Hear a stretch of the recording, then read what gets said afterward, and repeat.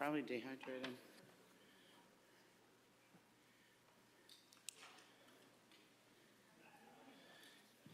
Good.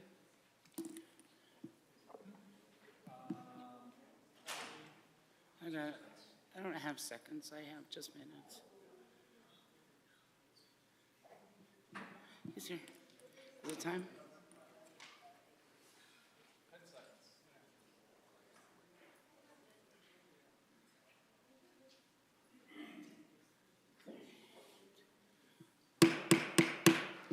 Good evening, South Windsor, and welcome to the South Windsor Town Council regular meeting of Monday, April 17th at 7 p.m. There will be a public hearing tonight at 8 o'clock to receive citizen input on the proposed general government budget for 2023-2024.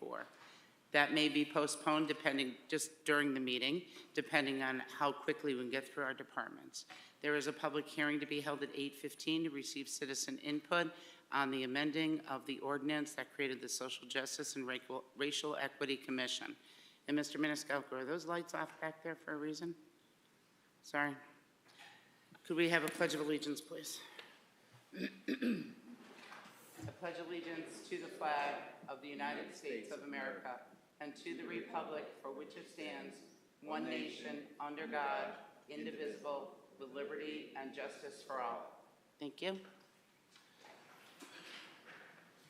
Roll call, please.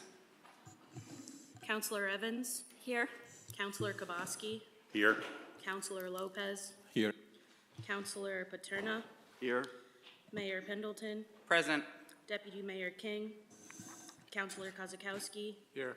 Councillor Gamble? Here. Councillor Leidecker?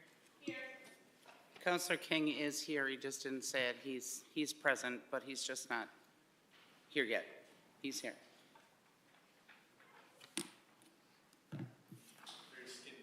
He's skinny. Yes, he's here. Under the mayor's remarks, I received a letter in the mail. Mayor Liz Pendleton and Chief Christian Lindstrom, on behalf of the Connecticut Municipal Animal Control Officers Association, we would like to take this opportunity to recognize your Animal Control Officer, Brian Kelly, Officer Robin Bond, and Officer Kaylee Curtis for their hard work and dedication to our profession. Officer Kelly, Officer Bond, and Officer Curtis have served their community with compassion and professionalism, putting the well-being of the animals in their care at the highest priority. This week is Animal Control Officers Appreciation Week, and we are taking the time to thank the animal control officers of this state for all the hard work they do throughout the year. Thank you for being outstanding animal control officers in all they do. Sincerely, the CMACOA President and Vice President, Secretary, and Treasurer. And I'd just like to point out that Officer Bond is now retired, so I don't know who we have as a new animal control officer. Mr. Maniscalco.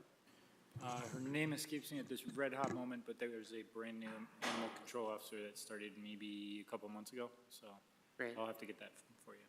Thank you to our animal control officers here in South Windsor and all the hard work that you do and the love that you give our four-legged furry friends. And moving on, we have Councilor Paterna, adoption of the agenda, please. Thank you, Madam Mayor. I'd like to move that we adopt the agenda for this evening's meeting as presented to the Town Council. Is there a second? Is there any discussion? I would like to point out that you will see a revised agenda because it included the ordinance that we received on Friday from the town attorney. So that's why it wasn't on prior to that, but he can add items to the agenda. All those in favor? Aye. Aye. Any opposed? Not hearing any, the motion carries. Communications and reports from the town manager, please. Thank you, Madam Mayor. To start with, on the written report, our COVID memorial ribbon cutting on May 1st, 2023, the town will be hosting a ribbon cutting ceremony for the COVID-19 memorial.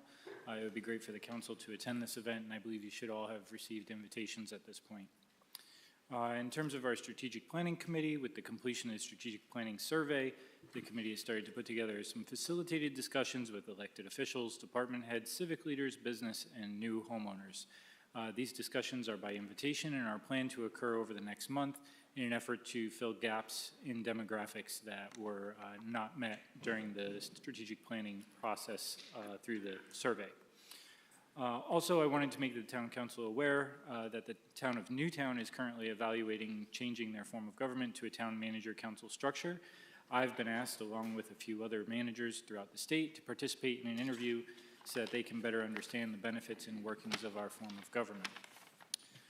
Also wanted to make you aware of the Human Services Department is hosting a talk with a professional from the Social Security Administration on April 27th at 11 a.m. in order to provide information and advice on Social Security. Medicare 101 will be hosted on June 7th at 11 a.m. You do not need to be a resident or town employee to attend. In terms of the splash pad, the Parks and Recreation Department is in the process of starting the construction on the splash pad. We're going to be working on a small groundbreaking ceremony to kick off this project, and an invite will be coming to all of you very soon. A couple of items that are not in my written report to all of you that I had to add today. First, a few employee recognitions. I wanted to recognize Clay Major, who was identified as by the National Facilities as the National Facility Manager of the Year out of 180,000 communities across the country. Jeff LeMay was recognized in the TPO magazine for his 2021 recognition as the wastewater operator of the region by the US EPA. And then lastly, I also wanted to recognize our dispatchers because last week was Dispatcher Appreciation Week. And then the last item I have on my report to all of you, we're in the process of doing our move of Park and Recreation to Old Orchard Hill. Unfortunately, we've run into some cost overruns for a number of different things. I believe I sent you all an email with a list of those items. They are important items for us to do. We're going to be coming forward to you with a recommendation over the next couple of weeks to move about $70,000 in capital from the previous Wapping move that occurred with Park and Rec. So basically taking funds from capital for that Wapping project, moving it to a new Old Orchard Hill project, as well as we're going to be asking you to move about $10,000 from contingency in the operating budget to capital to give us just a little bit of extra wiggle room, about $5,000. That'll give us $5,000 extra just in case we have other issues. In order to do that, we'll have to have the capital committee close out the Wapping project and transfer the funds. The council will have to have a discussion and public hearing on that transfer, and then finally, all of you will pass a resolution. So myself and staff will work on putting together some of the background stuff and foundational work to make that happen over the next couple weeks. Thank you, Mr. Maniscalco. And I'd like to say thank you to our first responders. I did write a response to your email. They are clearly our our dispatchers. They're clearly our first responders because they're the ones that receive the emergency calls first and foremost before anyone else. So congratulate them and thank them for us and this whole council. And we truly, truly appreciate the services that they do for our community. Will do. Any questions from the town manager? Councilor Lydecker. I think it I'm sorry, Councilor Evans. Doesn't matter to me. Thank you. So I just wanted to clarify the COVID Memorial ribbon cutting is at 3:30. There wasn't a time listed. I know that some people had, wanted to double check on the time, so just for clarification's sake, it's at 3:30 on May 1st. Just because I've been getting questions, and I know you had given me some answers about the splash pad and the location, but just for more of a general public information about the location, the fencing, some people have been concerned with how close it is to the road based on where the fencing is currently set up. And then there was also some question of why isn't it a little further, kind of like tucked behind the playground area? So if you could just answer those. Yeah, sure. So in terms of fencing, the splash pad and the playground will actually be fenced in order to provide some additional safety, and it'll actually make the playground safer for everybody to use as well in terms of keeping kids away from the road. So that's going to be taken care of in terms of that portion. The reason it's in the location that it's going in is due to the utilities in that area, and if we were to push it back further behind the playground, getting water back there would be really a challenge, and digging a trench and everything else, it would become exponentially more expensive as a result. Thank you.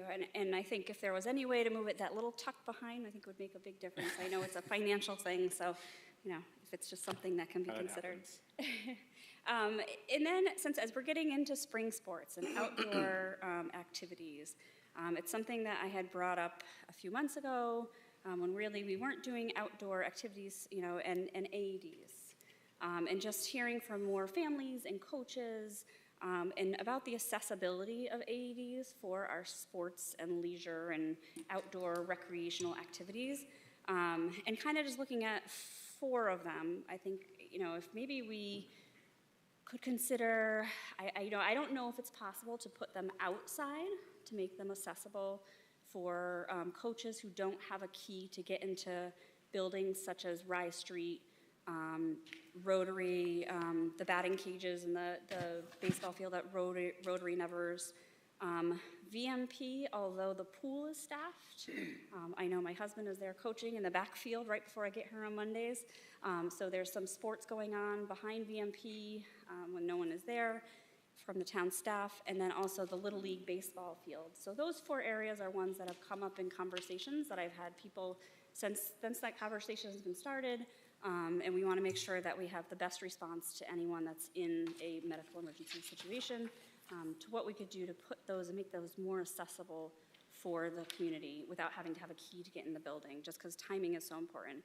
I am happy to see in our budget that there is a line item for us to update and improve our AEDs. And then I was just wondering too about the senior housing. What would we need to do, or how would we start that conversation? I think I want to say it's Counselor Lopez, I'm not sure off the top of my head, is the liaison for the Housing Authority. I'm not really sure which one it is, I'm sorry. But maybe we can start that conversation with the Housing Authority about what we could do for senior housing and making sure that those are available to the community, maybe looking into grants or providing those to those that we're kind of overseeing through the Housing Authority. I know that there are members of the community who have expressed to me that due to their own personal experiences, they find this very, very important due to loss of family members even, and how they themselves would even be willing to step up and donate the money that might contribute to some of these AEDs and senior housing. Yeah, so I'm not aware of any AEDs that could be housed outside on a permanent basis, especially if they're going to be unlocked. An AED runs somewhere between $500 and $1,000 each, and I can imagine they would walk away from the field pretty quickly. But I will certainly look into seeing if I could find some type of solution for a unattended outdoor location. So I can look into that for you. In terms of affordable senior housing is what I'm guessing you're looking into more than just senior housing. We do have a housing authority. We've worked very closely with them and actually are in the process of working with them again to apply for another housing grant that's renovated a good portion at this point of all of our senior housing facilities in the community. Overall, I believe, if I remember correctly, the housing authority has something like 70 units, which is really pretty small when you consider the size of our community. It would be great for them to be able to expand, but if you do remember, they are their own separate and distinct nonprofit from the town itself. So while we do partner with them in applying for community development grants, it does make it a little challenging sometimes to try to drive them forward unless they have the desire to want to do that themselves. But we are consistently talking with them about the need for some additional space and additional units, and hopefully they will be able to do that.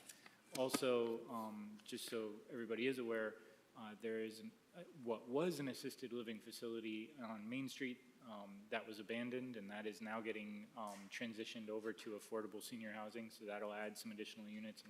I don't remember the exact number off the top of my head, but that'll add some additional units, and I know they are partnering with our housing authority in order to do that. So that should be beneficial to the community. So we're going to consistently look at those opportunities whenever they do arise. Thank you. I just think whatever we can do to make sure that our community is as safe as possible and providing those resources. I'd hate for us to be in a situation where we could have and we didn't. And yep.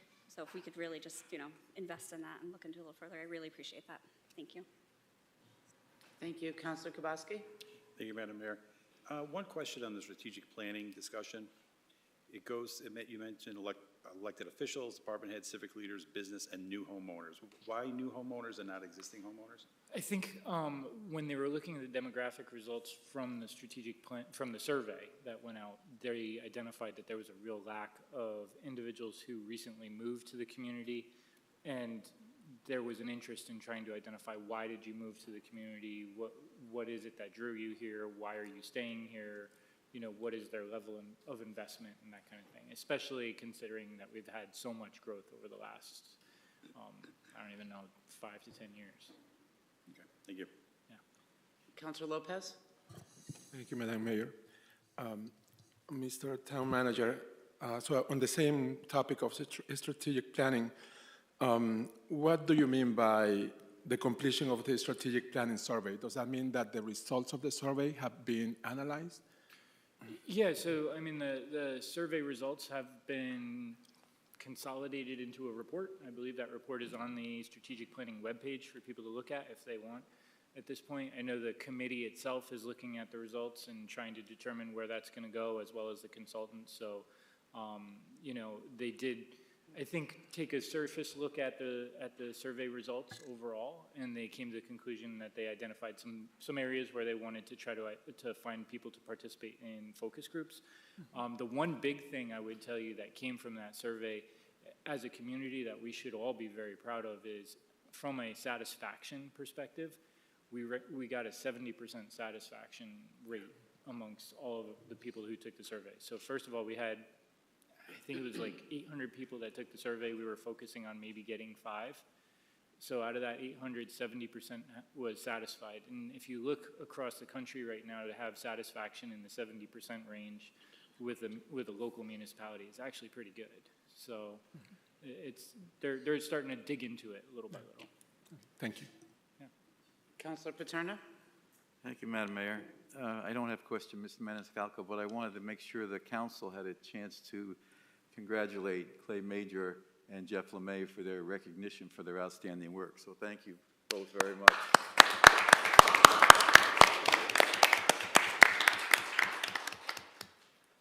Thank you.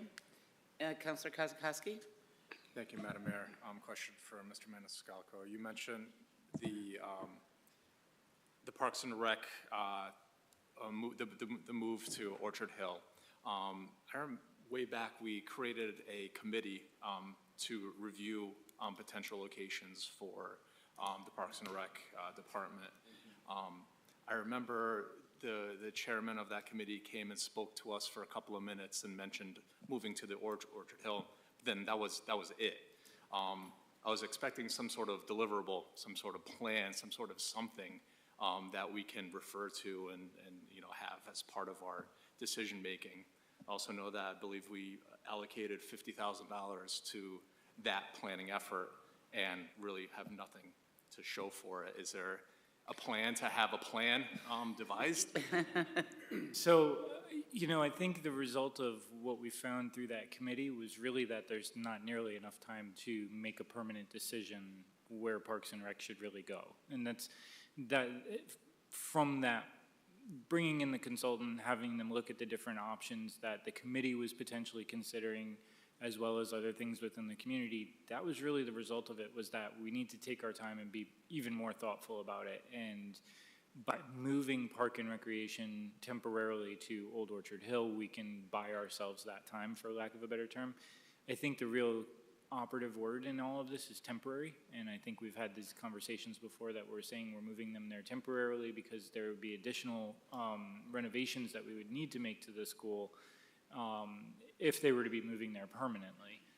We're already having to make some pretty significant modifications and renovations just to be able to meet accreditation standards for our camp and after-school programs and preschool programs at this point. So, you know, I think the big finding, for lack of a better term, from that committee was that we just really need to take our time and be more thoughtful about it, and we don't have the time to do that in this red-hot moment. So my hope is, you know, we can take a step back, get everybody moved in there, because we very much have been focused on that. It's one of the things that probably dictates and rules Mr. Major's day every day at this point, because we do have a move-in date coming up here pretty soon. And, you know, once we get in there and get everybody settled and get things operational, then we can take another step back and breathe and take a look at what we could do next. Is there a plan, thank you, is there a plan for that committee to reconvene when, you know, the smoke clears a little bit? I think at this point that committee's kind of been sunset. but I think there's going to have to be an opportunity for us to come back to the council and maybe get a group of people together to really sit down and think hard about what we're going to do long-term. Okay, so you said that there's going to be more planning that needs to be done, more thought. Who's going to be Certainly. doing that planning and thinking? Is it the Parks and Rec Commission? Is it going to be you? Is it going to be the facilities? Is it going to be It's going to be, everybody? it's going to have to, well, I would say my personal preference would be that we get a lot of people involved, not just myself, not just the council. It's a community decision, so I think we need to get as many people involved and get opinions together as we can. Okay. All right, thank you. Councilor Lydecker? Thank you, Madam Mayor. Just to go back to the strategic planning again, when it talks about, facilitating discussions with elected officials, is this assuming council, Board of Ed, planning and zoning? Correct. I believe part of that facilitation is going to happen on the 20th of this week, so, at the Quad Board meeting. And then is it going to be more than one meeting? And what is the structure of that going to be? Are they going to come to our meetings and report to us? Are you kind of taking a smaller working group of each of these three bodies to kind of do these meetings? What is the So envision the for that? consultant is going to be doing the facilitation. Beyond that, I'm not really sure how they plan to do that. I can tell you that they did meet with the department heads already, and it was a group, large group facilitated meeting together. How that's going to be done with all of you, meaning the Board of Ed and the Planning and Zoning, Economic Development, and yourselves, I'm not really too clear on at this red hot moment, but it's going to be led by the consultant. So. I guess I just want to ensure, now that we have three parties represented up here, that all three parties are involved in these meetings, that this is not just, there's a council of 9 of us, so I want to make sure that everybody has the opportunity to meet with this commission or this consultant to speak with everybody. That would be my goal. Thank you. If I can jump in on that, Councilor Lydecker, and to the rest, usually when you have a committee or a commission, it's committee work. And so I, as well as Councilor Kazakowski, have been involved with it from the beginning. So usually I don't like to do redundant work. So just for the clarity for the council, the plan is not complete. We got a report. It said this is what we found because we mailed everything out to the community. Then we came together and we said, okay, what else do we need to look at? It's great that we had a percentage. It's great that the committee saw the report first because that's what we were there to do. We were there to send out the survey, then report back, and then say, okay, what more work do we have to do? So it's not final. So I just want to be clear with that. It's not finalized at all. It's not final. What it is a survey that was sent out, just like if somebody says, save the date for a wedding, and then the date gets moved. That's what happens sometimes. So survey came back to the committee. Committee said, okay, cool. Who do we still need to talk to? That's why you have civic leaders. That's why you have business, new homeowners, because the committee thought, you know what, we don't have enough input from everyone in our town. So that's the game plan. We do plan on talking to not only the civic leaders, but also the council on the 20th. And then once that happens, as so many of our things that we do via committee, then we can say, this is what's finalized, this is what's going to the public, so on and so forth. Councilor Scott. Thank you, and just want to piggyback on that. So like Deputy Mayor said, we're still kind of in our fact finding. We're just trying to figure out exactly collecting input and getting input on how this plan, what should go into this plan. When we did the survey, once we finish these charrettes, we do the town, we're going to do the quad board meeting where they're going to speak. After that, the committee's going to get together and take in all the information, synthesize it, and come up with a draft plan. When they come up with that draft strategic plan, they're going to come to the council. I believe we're going to have a public hearing on that plan where we can solicit additional public input on that. So there's still more work to be done on that. Right. And there's plenty of opportunity for public input. Okay, thank you. Deputy Mayor King, any more? Yeah, just to follow up on that, just so that we're all clear as well. We have pieces from everyone. So we also have 2, if not 3 young people that are from South Windsor High School that are also involved. So it's not just the adults in the room are speaking. So everybody is involved with that plan. We do anticipate, hopefully even after this discussion, that if the town does have more input, because the survey was sent out twice via the mail. So if the town has more input, it is not final, send it in, call the town manager, call, the committee, and, but they put in a lot of work, and so this is just the first step to that. So that's all I'll say on that, and we'll just let the committee continue to do their work. I did have a question about the splash pad, if I could. So is this splash pad not only for residents, well, I guess people consider their pets residents too. So is it for everybody, or is it like just for the, okay. It'll be open for the public, general Okay, public. okay, so, but there'll be a sign up to make sure that everything stays clean, sanitary. Correct. So on and so forth. Okay, and the only reason that I ask that is because I know even when we go to certain fields, well, I'll speak for my kids, we have cats, we don't have dogs. So sometimes we'll go to the ball field, and there'll be a dog in the ball field, and they'll be like, oh, okay, Dad, let's go to another spot. So I just want to make sure that we're not excluding anyone for any period of time, especially since this is a town splash pad. The only other question that I had was in regards to the new town manager committee. So is that, there's a date that's already been set up for that? Yeah, I believe it's in June. Okay. They said it shouldn't be more than a half hour to an hour conversation, so. Oh, okay, Yeah. okay. Thank you, sir. Thank you. Counselor Kubowski? No, sorry. Oh, you're all set? All right, thank you. Thank you, Mr. Maniscalco. And this evening, I just want to say thank you to the students that are here joining this evening from your high school classes to meet your requirement that you have to meet. Thank you. And we have public input for any items on the agenda. Public input shall not exceed 30 minutes when recognized by the mayor. The speaker shall approach the lectern, give their name and address. Speakers shall avoid personal attacks or impugning or alleging an improper motive to any person. The speaker or speakers may address the council on any item on the agenda. The speaker shall limit their speaking time to 5 minutes. Is there anyone from the public that would like to speak to the council on any items on the agenda? Going once. Come forward. Thank you, Mr. Edwards. Just make sure you turn your microphone on and your name and address, please. Thank you. Hello. Dan Edwards, 131 Hilton Drive. Up here today in reference to the two squares, or two rectangles at the top, the public hearing to be held at 8:15 to receive citizen input on amending the ordinance that created the Social Justice and Racial Equity Commission. As a concerned citizen, or as a citizen of this town, I'd like to make a recommendation to postpone the public hearing, mostly due to a transparency issue. As of 11:10 this morning, there was no information about the revised or amended ordinance, as I believe somebody brought up tonight.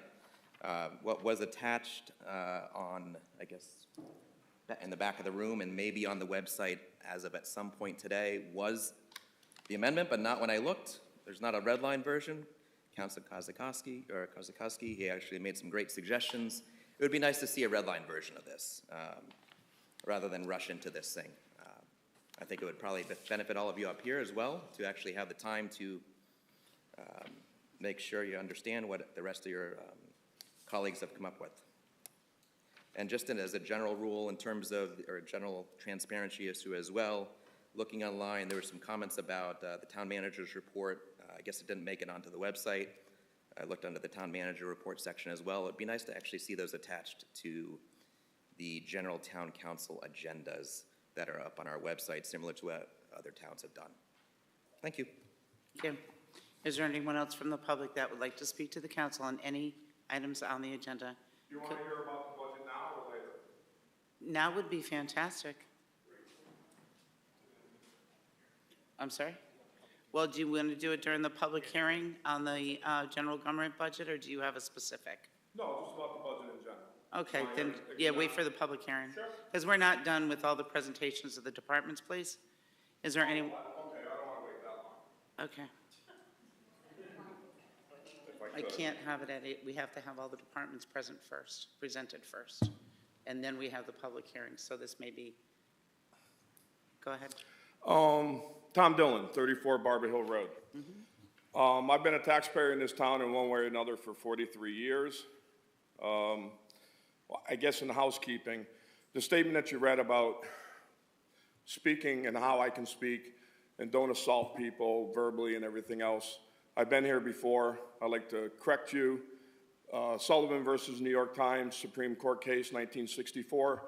For the kids, get extra points with your teacher for looking that up. You can't restrict my speech. My parents restricted my speech when they raised me. But I get to say anything and be as vehement and as caustic as I like to. So, just for housekeeping. You should remove that phrase. Paying taxes in this town for 43 years, and I have spoken a handful of times about taxes. I understand taxes, I understand increases increase, or costs increase. I think this year an 8.8% increase is ridiculous. We are in a period of inflation. We are in a recession, whether you want to call it that or not. There's companies that are laying off thousands of people, and it's just begun. What's going on globally with going away from the dollar and having Russia, China, et cetera, Saudi Arabia create their own currency does not bode well. Not only that, I have come before this board in 2020 about expenditures in a certain department where we have overspent money crazily. Not one council member contacted me. I met with the president, with the mayor, never heard back. Not one council member ever contacted me about my concerns. Almost $1 million, right? Well, $500,000 at that point, but what we've done over the past. So nobody cares about that. You guys spend money like it's water going over the stones in the river. Not a dollar should be spent here without it going through 3 or 4 committees deciding whether or not it should be spent. That doesn't happen here. I have absolutely no problem paying taxes, reasonable taxes. This year, it's an 8.8% increase proposed. Last year, it's 4.67. The year before, 22, 2.91. 2021, we had some common sense, 1.40. 2020, 3.69, 4.51, 0.53. I don't know who was in power in 2018, but I like that party. 3.41% in 17, 16, 2.44, 15, 3.24. I know town hall members that, or people that work in this town hall that got a 2.5% increase in their salary. If they live in town, they're negative 6%. Not only on top of that, you're going to tax me at a higher rate, and with the reevaluations, my properties have increased by $50,000 and $70,000, so that's a $560 hit and a $740. That's in perpetuity. That's forever. And you guys do not audit your money, how you spend it. I hate to say it, it's true. You are responsible in my mind for roads and bridges, fire department, police department, and a reasonable educational system. I went through here, wasn't the greatest. I'm still going to say I got grandkids in this system. It's not the greatest. The only reason I'm here is because of the grandkids. If I could convince my son to bail out of the Northeast, I would, because it's on a trajectory that you can't sustain. Please be mindful of that. You're not going to tax me out because I've done well in my investments and I'm a somewhat smart cookie despite going to school here. You're taxing many of my parents' friends out of their homes because they didn't retire very well compared to today's money. You also have to think of who built this town. The reason we're in this place is we have allowed unfettered building. We have schools that the day they're open, they're too small. How the hell does that happen? We're putting portables on Philip Smith. 3 portables. How does that happen? Did you ever think maybe to plan to have a wing that you can break the wall open and add a wing down the line if you need to? I don't have 6 kids and then buy a 2-bedroom house. All the schools are chock full. And we still have uncontrollable building. You guys are in some serious trouble. If I could convince my son, and I'm trying, to sell everything and go build an enclave in a tax-friendly state, I would do it, and it's best for him, and it's best for my grandchildren. Thank you, Mr. 8.8%, don't do it. Thank you. Is there anyone else that would like to speak to the council on any item on the agenda? Anyone else from the public would like to speak to the council? Any item on the agenda? Not seeing anyone, we'll be moving on to Councilor Gamble, item number 8, adoption of minutes of previous meetings. Thank you, Madam Mayor. Adoption of the minutes of the previous meeting. Approval of April 3rd, 2023 Town Council meeting minutes. Be it resolved that the South Windsor Town Council hereby approves the minutes of the regular Town Council meeting of April 3rd, 2023. Is there a second? Is there any discussion? Deputy Mayor King. Thank you, Madam Mayor. The only one that I have is just under number 4. Instead of God Friday, it's Good Friday. Just a spelling correction. Thank you. Is there any other discussion? Councilor Evans? Thank you. In regard to the new business 13A, we talked about the general budget items, and it lists the items and the pages, but there's no information provided about the discussion had. Should there be? It's just the departments that are presented. There shouldn't be any. I mean, we could add a small brief description of what was presented, and Mr. Maniscalco presented pretty much a lot of it, and if you wanted more, I guess we could add more. I'm just curious because there's a lot of like discussion and information throughout, but there's just those listed there. I mean, If you'd like to see those, we can correct them and add those, and add that. I guess do others feel that Sure. way? I mean, Okay. Could we add that to the minutes, please? So would you like to, at this time, postpone the minutes until we get the correction done and then have them returned to us corrected? No? We'll be good with that? We can move forward in adoption of the minutes with the correction? Okay? Okay. additionally, for executive session, if a member were to recuse themselves from executive session, should that be listed?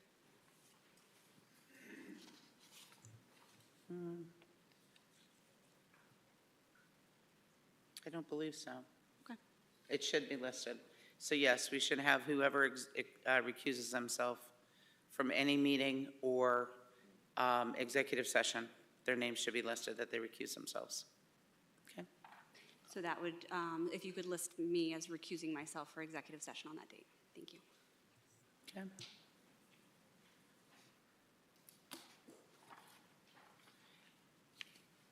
All okay with the friendly amendment, with the changes? Friendly changes? Okay. All those in favor? Aye. Any opposed? Not hearing any, the motion carries. Thank you.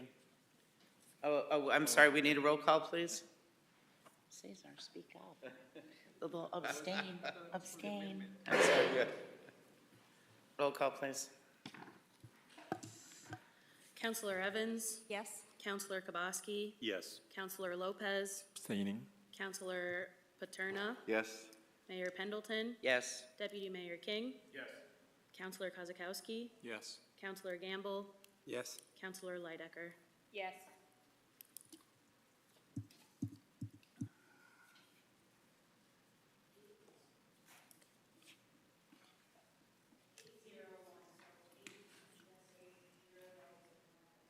Thank you. And now moving on, we are in number 9, communication from liaisons, officers, and boards directly responsible to the council. Is there anyone that has a report this evening? Counselor Evans. Thank you. One meeting I attended was the Park and Rec Commission on April 12th, and we actually have our chair here tonight, so I'm wondering if he might be willing to come up and share the report for the Park and Rec Commission. Toby Lewis? Okay. Thank you. In that case, shared at the meeting on the 12th, Molly Keys, the director, mentioned, the passing of Dan Rosende and his incredible involvement, especially in the inclusion area of Park and Rec, and the goals that they have set for themselves based on his involvement and his passing to really expand that inclusion offering for the town. They are also partnering with teens to offer biking programs because it was, I guess, an issue through the schools to be able to do it. So now the Park and Rec has agreed to partner with them in the walk and wheelways to be able to provide a biking program for teens. The Parks Department has been very busy preparing the athletic fields, and every aspect of the Park and Rec Department has been very busy with preparing the move to Old Orchard Hill. The other two items I have, the town manager already mentioned, were the splash pad. I think someone had asked about how long or when it would open, and according to the director, it would be about 12 weeks once started, is how long it would take from start to finish. That would not include the overhangs, the flags, or shades, but the actual structure of the park would be ready to go within 12 weeks.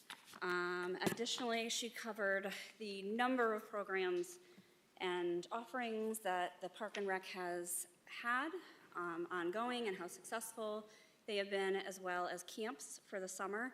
And the enrollment for that has been already, I think, very high. There's a percentage, but very high, very enthusiastic. They're starting to see a growth in signups for Park and Rec.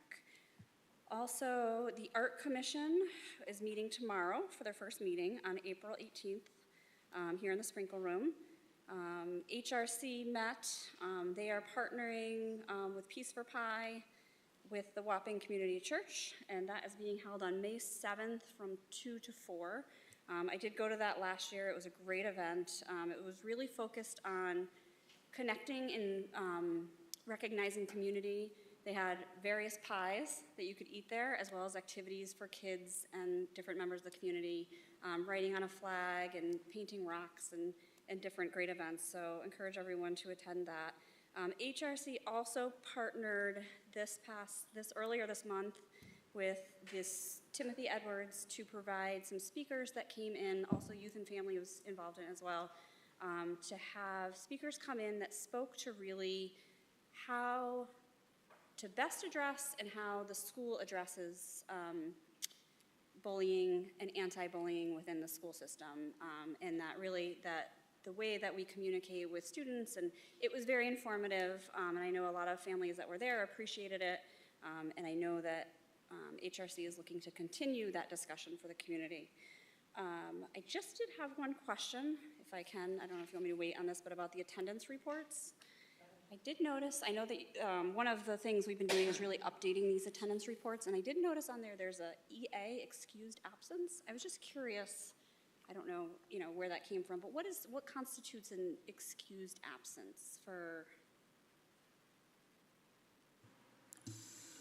That actually was created by one of the commissioners. She took it upon herself to add that to the attendance, and I guess their definition of an excused absence is along the lines of family illness or emergency, something along those lines, but.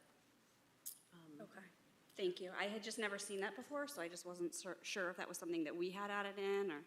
We had it, they had just on themselves to put there, and I wasn't going to correct it. I was going to let the council decide how they wanted to proceed with that, and if you would like to add excused absences and.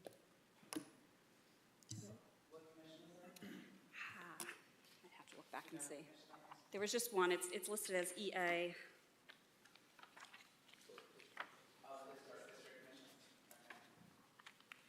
So I just was looking for clarity on that.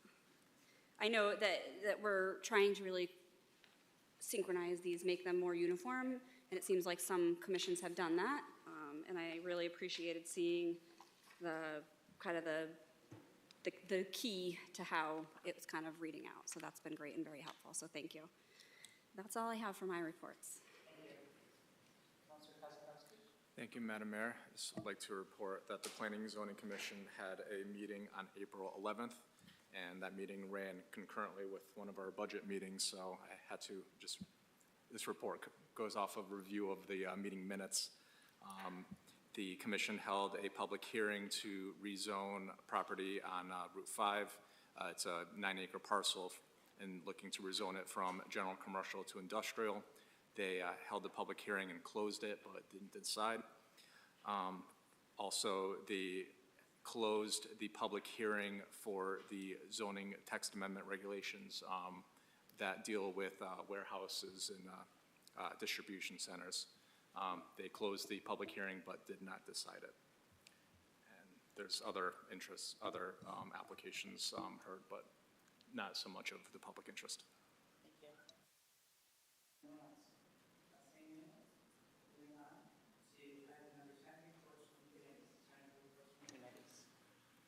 Councilor Paterno? Thank you, Madam Mayor. The Energy Committee this past week participated in the Park and Recreation Department's Earth Day celebration, and we had about five or six electric cars there on display, plus materials and handouts regarding not only electric cars but solar energy.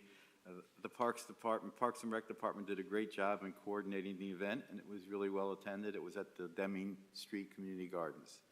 So please, they're going to make that an annual event each year, so I think it will grow each year. So thanks to the Parks and Rec Department for doing that. Great, thank you. Councilor Evans? Thank you. I just wanted to touch on the video recording of our commissions. This is the first month that we have been starting it. I have been hearing just a little bit of bumps along the way. I think it's probably going to be important after the first month concludes for us to really look at how that's going and if any adjustments or changes need to be made. So really, if I call on my fellow counselors to really talk to your commissions that are doing their video recording so we can get a real sense of what's going on, so we can have a good idea for next meeting. For where things are, how things are going, and I think we might have to look at some potential adjustments.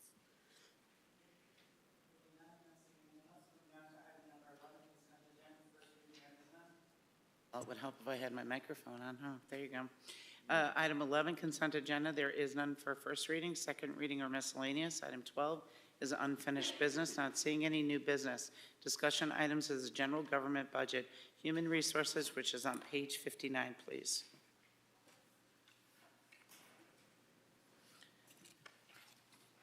Good evening, everyone. Nice to see you all. Vanessa Perry, Director of HR.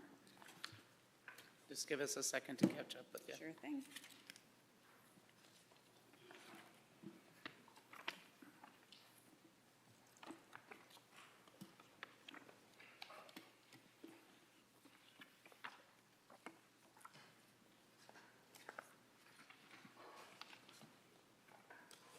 Sorry. Is everyone all set? Okay. Go ahead, please, Ms. Perry. So other than the salary line item, there isn't much of a change from this current year. We did purchase 2 additional AEDs this year. They're still on order, so once we get those in, we will have to then maintain them. So the operating material did go up a little bit in that area, and also we accounted for some additional pre-employment physicals, and the price for them also went up as well, so that line item has gone up.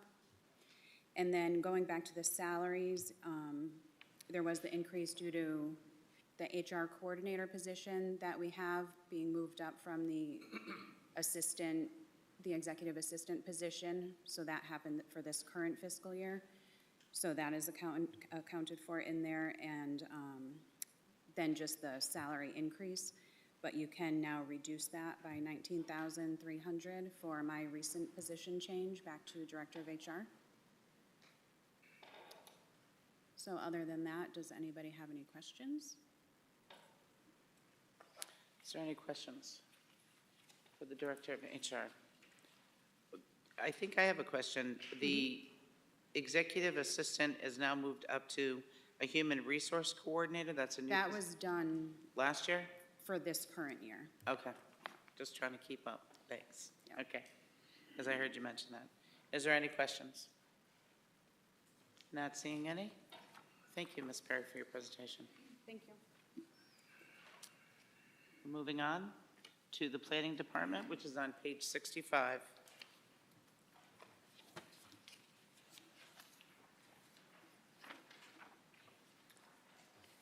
Good evening, Ms. Light. How are you? Good, Michelle Lipe, Director of Planning. So I'm here tonight representing my budget. You'll see that my budget does contain probably one of the few positions being requested in this year's budget from general government. The goal of my budget was to put in an entry-level or mid-level planning position was where it started.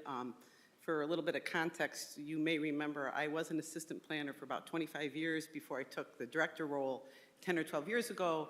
We never filled that assistant planner role, and we've been very fortunate with the staff that we have in the planning department. A lot of us are long-term employees up there, but that is going to change, and it's going to change pretty radically in the next couple of years. So the real goal of my budget was to do some succession planning in our department. We have a wealth of information up there that we would love to start transitioning to another planner. So that was my original request, and you saw a budget increase for salary for that, as well as some training. Fast forward my meeting with the town manager on the budget, and he added something to the budget. So maybe, I don't know, Mike, if you want to address your addition to the planning budget. Sure. So one of the things that we modified in the planning budget was basically that assistant planning position. We did add some additions to that title consistent with what was requested in the budget policy statement for an economic development position.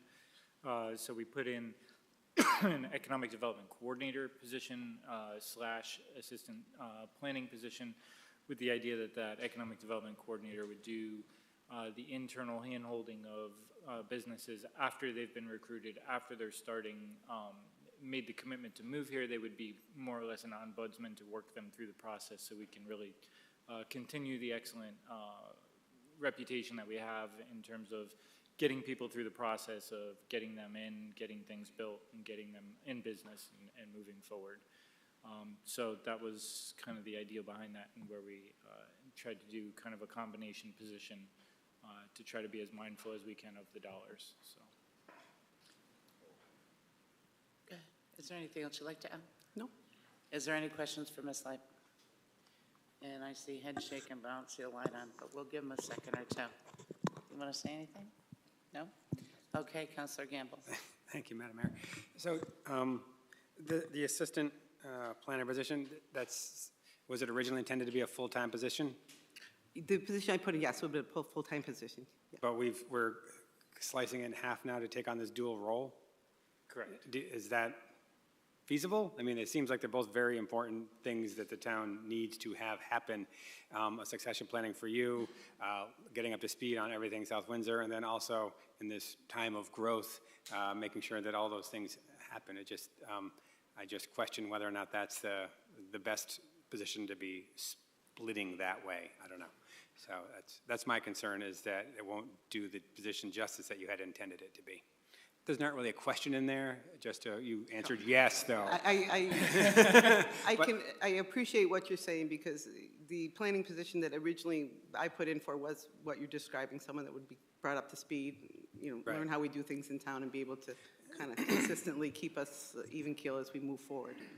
And not that I'm pushing you out the door anytime soon, because we love the work you do here, but, at some point, this person, the intent would be for them to take over your position? Sure, and in all disclosure, I don't know my retirement date, but it won't be 10 years from now, I can tell you that much. But I do know that the senior environmental planner, Jeff Folger, is on a short term. He will be leaving in January, so we'll be losing that position.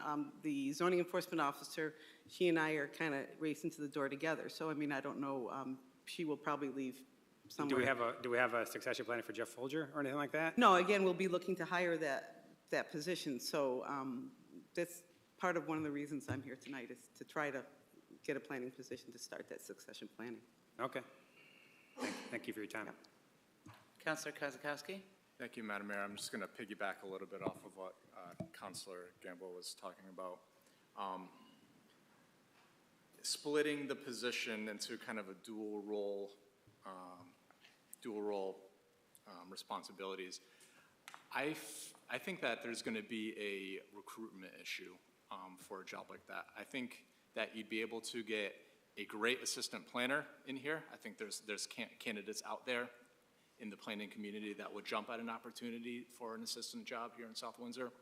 And I think we can get a great economic development coordinator that can jump in, work on business recruitment, business retention, work with our small businesses, our business community, make sure that there's that bridge between the business community and the town, make sure that it's working good. I hesitate to say that we're going to be able to find somebody that's great at both. So I know that this is the proposed budget and it is what it is, so any changes to that would have to come at the council level. So I'd be happy to discuss this further with the budget committee members and try to find a way to either, if it has to be funded this way, so be it. Then we leave it to Michelle and Mike and Vanessa to come up with a job description that really captures what the town needs in a position like that. But if there's opportunity to maybe reallocate those resources in the way that does the best it can for South Windsor, I'd like to have that opportunity to share with the budget committee. Thank you. That's great. Go ahead, Councilor Evans.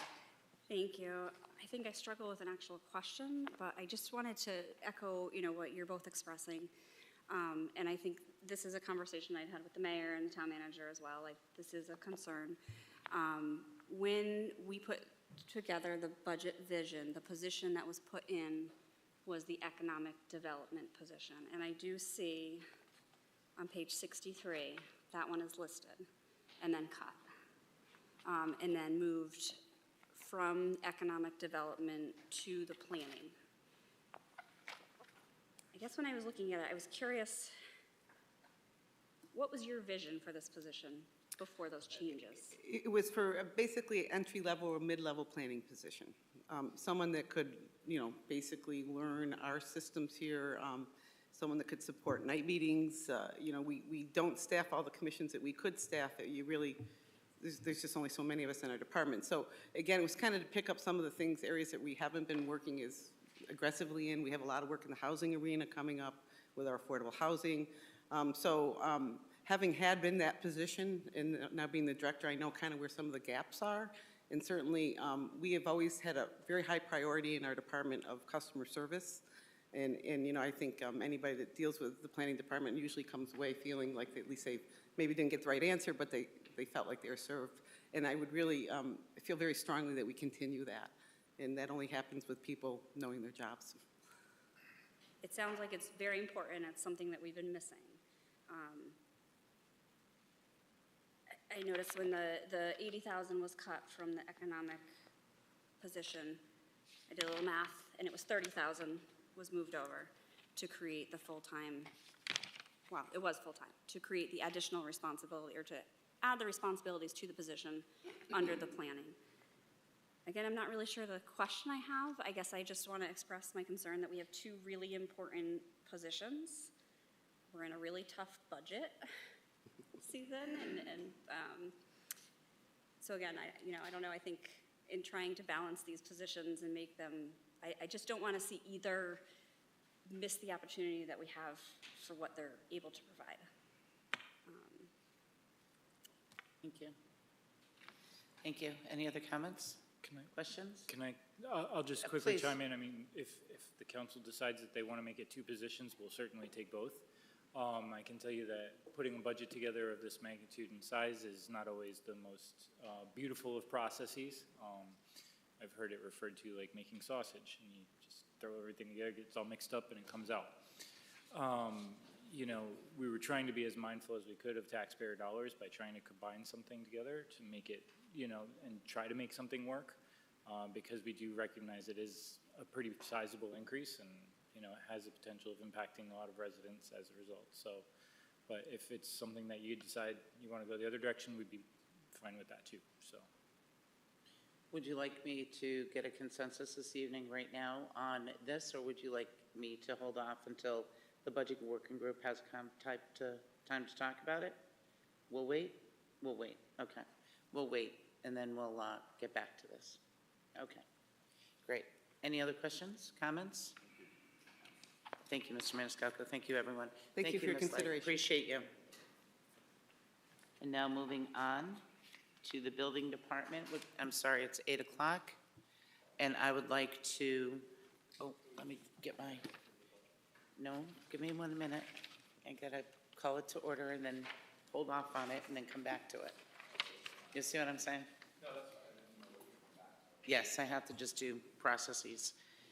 So I'd like to call the public hearing to order for the 8 o'clock session and receive citizen input on the proposed general government budget for the 2023-2022 fiscal year. And Ms. Amanda, if you could read it, please. To be published in the Journal Inquirer, April 6, 2023, legal ad, Town of South Windsor. Notice is hereby given that the South Windsor Town Council has set Monday, April 17, 2023 at 8 p.m. in the council chambers of the South Windsor Town Hall, 1540 Sullivan Avenue, South Windsor, Connecticut, as the time and place for a public hearing to receive citizen input on the proposed general government budget for fiscal year 2023-2024, dated at South Windsor, Connecticut, the 6th day of April, 2023, attested to by Amanda Poma, Clerk of the Council. Thank you. Could I please get a motion to delay the public hearing until after all the town departments have presented? And we only have 3 more, so we'll move pretty quickly. So moved. Is there a second? Second. All those in favor? Aye. Any opposed? Not hearing any, the motion carries. Thank you. We'll get back to where we were on our building department, please, which is on page 72. Good evening, sir. How are you? Good evening. My name is Mark Melanson. I'm the chief building official for the town. Part of our proposing the budget, most of our increase is due to salaries. I guess I'm new. I've only been here since July, so I was told that it's the first time the department's been filled for a while. After I've gotten here, we had lost 2 other inspectors, so we're back up to a full complement of myself, 2 inspectors, and also we have an administrative assistant. So we have a full corps. With that, we had to, all the salaries ended up getting the increases due to contractual and everything else that was included. So most of my increase in my budget is due to that. The other increases is we have fees and membership dues for different organizations that we are required to belong in. And I noticed that it wasn't in the budget last year, but it was taken out of different accounts. So I just put it back in the fees and membership account so that it was transparent where it was coming from. Other than that, what we're trying to do is trying to get the inspections done in a real timely fashion for the contractors and homeowners. We've narrowed it down. When I got here, we were almost 3 weeks out, and we're down to within a week and a half. The permit applications, we're trying to get them approved within 15 to 20 days, and that would be for a house, anything else. We've been extremely busy. So far, since the beginning of July, I think we're up to almost 4,000 inspections. We've done basically almost 1,800 permits issued. A lot of them solar. We have a lot of them for the crumbling foundation still coming in. We're up to, I think for this fiscal year, I think we're up to almost 10 to 15 of those. People are still waiting for the contractors to get those done because they were out almost 2 years before they could get them started, so it's still coming in. We're working trying to get real hard, close with the planning department, engineering, the fire marshal's office, the health district. We're working with all the departments because part of our jobs is to make sure that everything's going on. We've been, I never realized how busy it was in town, not being from here. Not that I enjoy it, I enjoy the challenge, but Evergreen Walk just seems to be taking off. Between that, we got the school going. We got quite a few manufacturing places that are opening back up. We've seen a lot of places that are starting to get filled back up. And so with all that is a development, and of course we still got a lot of residential houses coming up and people doing additions. So I hear there's a recession coming, but I haven't even had any sign of it coming yet. So that's basically where we're at. Like I said, my budget, other than the salaries, I think it went up like $1,500. And that's due to increase in everything going up. Thank you, Mr. Mark. Does anyone have any questions? I didn't want to mispronounce your last name. Counselor Lidecker. Thank you, Madam Mayor. Just really quickly, on the Munis page 26, what is this partial scanning documents project for almost $40,000? Okay, what it is we have all the records. We have to keep all the permits, any permits for, and records, plans, and anything for any commercial building has to be kept for the life of the property. Any residential is a minimum of 2 years for plans. Everything else has to be kept as long as the house is up. So what we're trying to do is we're running out of space. We have a lot of the records stored in off-site, and so that's costing us a little bit every year. So if we have this company that's giving us prices to scan all our documents, and according to the state, once it's digitized and everything else, then we'll be able to get rid of them, and we won't have all the space that's being taken or the expense of storing them off-site, and when we need them, we have to pay to have them brought back, and then, so. And Mr. Maniscalco, was this something in past budgets, or is this something new now for this year? It's been included in the last couple of years, so it's an ongoing project we've been working on. Okay, and you said this was an outside company that's going to do the job for us? Correct. It's a company that comes, this is what they do, and they'll come in, grab all the permits, all the plans, bring them to their place, scan them, send them back. Then we review it to make sure, check to verify that everything's done, and that they're supposed to integrate it with our permitting software so that it's easier to search and everything else. And then once that's all done, then we go to the state and have the other records removed, destroyed. Thank you so much. You're welcome. That scares me when people say destroy records. Worked in a town clerk's office one time. I'm looking at our town clerk, Miss Bonnie, and I know to hang on to valuable records and documents forever and ever and ever is important, quite important. So even though we have it scanned, and the state does allow those documents to be destroyed? Once they just came out with a new policy that as long as it's verified that it's in 2 different places, and okay, they'll allow you to destroy them. Okay. Because right now, the hard part is if somebody asks for it, we have to go try to find it manually, where once it's all digitized, it's going to be able to, anybody can search anywhere. Right, right. And if someone wants a copy of what's digitized, would you be able to print that out in the large format again? The way I understand it's going to work is that you as a citizen or anybody can go onto the website, find a document and print it out. Okay. So a very large map could then be shrunk down to size? You can shrink it down to anything, or even make a copy of it, send it, go to Staples and have a copy made, or. Okay. All right, just to make sure that you can read it afterwards, because sometimes when it's shrunk, so you can't read it. Okay. Just wondering. But thank you. Thank you for what you do. Any questions? Not seeing any. Thank you very much. You're welcome. Moving on to the next department, which will be the Finance Department, page 76, please. And that's Ms. Patricia. Oh, good evening. Hi, Ms. Perry. How are you? Go ahead. Good, how are you? Good. You beat me up here. I didn't even see it. Go ahead. All right, I'm Patty Perry, Director of Finance. I'm here to discuss the 3 finance divisions, and the first one will be the Assessors Department, and that's on page 79. So other than increases in the salary line item due to retention, we have some offsetting decreases to the operating material line and professional line. So I'm not sure if there's any questions. Is there any questions concerning the Assessors Department? Councilor Evans? You mentioned the decrease in the professional line. It looks like you asked for a significant increase and were reduced below your last year council approved. Could you just explain what happened with that? Sure. So in the department requested line item, we were requesting to do personal property audits and actually pay for them. But that was decreased, and what we'll do is we will still do some audits, but we'll do it on a contingency fee basis. So we hire a contractor, and if they find anything, they get a portion of what they find.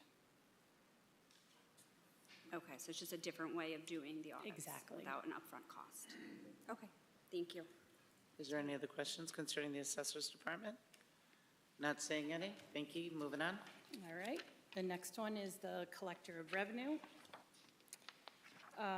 Again, this one, other than the increase in the full-time salaries due to retention, we are asking for an additional $3,000 for new validators in the tax office and a new drop box outside. It was offset by a few slight decreases to advertising and professional. Is there any questions concerning Counselor Evans? Thank you. It looks like, based on the position summary, that you have a reduction of 2.5 staff. Is that correct? No, I think there may have been some title changes. On page 81. We, in this current fiscal year, hired a deputy collector of revenue, whereas before we had not had one. So there's still 3 full-time people. It's just that the position titles have changed. So we used to have 2 revenue technicians. We only have 1 now because 1 was actually promoted to the deputy collector. So there's some overlap in the listing of positions for the 22-23 budget. It's kind of a little misleading. Okay. Right. Thank you. And then the other question I had just was about your switching from a part-time clerk position and going to do a temp position for when you're in the heavy tax collection season. Just concerned, finding temporary employment and people to fill those positions. Like, are you comfortable that you'll be able to have someone that is available to come in and do that work on a Sure. temporary seasonal? Yep, so before so right now we have 3 very full-time people. We hadn't had a deputy collector in a while. We do have a deputy collector, and all of the staff is now certified revenue collectors. So with that, we usually get temporary staff from the high school. So we do have a student that will be returning this summer and can even possibly go next year. So we try to recruit and have them in for about a month to 2 months when it's heavy collection period in July and in January. Gotcha. I was thinking we would be going through like a temp agency or something like that, and that was a concern to me. Nope. Thank you. Is there any other questions concerning Counselor Gamble? Thanks. Thank you very much for your presentation. This is actually probably more toward Mr. Maniscalco. So I'm looking at the Collector of Revenue performance data, and we always seem to be, I think I've asked this question before, but I'm going to ask it a different way because it's in a different context. And we always seem to be a bit short of our collection rate of 100%. Yet when we make a budget, do we budget to 100% collection, or do we budget to 99.5%? Because I think every 0.5% we don't collect, it's about $1 million-ish. No, so in the past, for past budgets, we've always budgeted 99% for a collection rate when you look at the mill rate calculation. Okay. But due to the fact that we've been consistently over 99, we have 99.2% Is the collection rate budgeted that in we- the mill okay. rate. All right, phew, thank you. Yep. All right. Is there any other questions concerning the finance? Or, I'm sorry, the Collector of Revenue? Not seeing any. We'll move on to the Finance Department, All right. please. Great. So the last one is a finance office. And other than the full-time salary line item due to retention salaries, there are no other changes. Is there any questions concerning the Finance Department? This is just a question in general. I'm looking at the, thank you, Madam Mayor. You're welcome. Go ahead, Counselor Gamble. I'm looking at these tables that have 2023 council approved, department requested, and it lists all the things that we approved. Was all this spent? Or was it, I mean, not just your department, but just in general? Like, did all the money that was approved by council last year gets spent this year at the department level? Yeah, I would say the large majority of it, definitely. Yeah, I mean, at the end of every fiscal year, what ends up happening is we come to you with a laundry list of all the different line items that either got overspent or underspent, and we make transfers to account for those. And then with whatever's left, we make a decision where those funds go in those transfers as well. So, you know. I mean, I do remember that. It was just, that I'm not picking on this budget in particular. It was No, that's just, fine. that we approved $6,000 last year, and, so do they spend it all? Do they need it again this year? That kind of thing. So is that kind of? Yeah, so, in the budget process that I typically go through every year with each department is we do a 5-year look back at the average. So we kind of get an average of what was actually spent out of each of those line items and compare that 5-year look back to what's actually being requested, and then we make a determination based off of that to say, okay, this line item over that 5 years has been, underspent by $500, so we need to cut that $500 to kind of bring it more in line with what is normally being spent out of I it. guess that falls into the category of what you called the process that we don't really need to Yeah. see how that happens. That's the secret soup. That's right. Thank you. All right. Thank you. I'm good. Thank you for joining us this evening and Thank you. presenting this. I'd like to suspend the regular council meeting to call to order the public hearing to be held at 8:15 to receive citizen input on amending the ordinance that created the Social Justice and Racial Equity Commission. Ms. Palmer, please. To be published in the Journal Enquirer, April 6, 2023, legal ad, Town of South Windsor.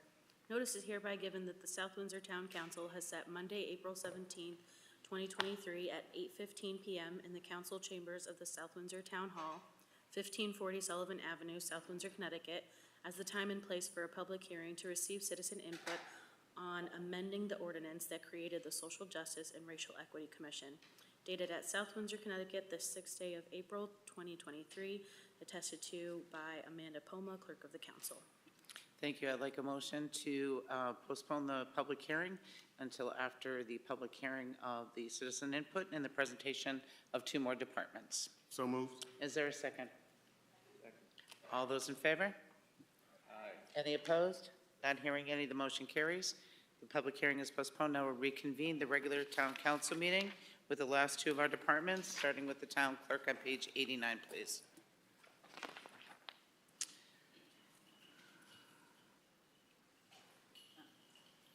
Good evening, Ms. Bonnie. Good evening. Good evening, Madam Mayor, Deputy Mayor, councilors, Mr. Maniscalco. My name is Bonnie Armstrong. I am the town clerk here in South Windsor. And if you look on page 92, you'll notice that I've stated the budget has increased due to salary retention increases and cost of living increases. And then if you'll go back to page 91 and you look at the line items, I have decreased office supply line item from 500 to 100 and increased recruitment and training from 750 to 1,000, and those are the only changes. Thank you. Does anyone have any questions of the town clerk? Not seeing any. Thank you, Ms. Armstrong, for your presentation this evening. Thank you. Have a good night. You too. And now moving on to the Public Works Department, please, page 144.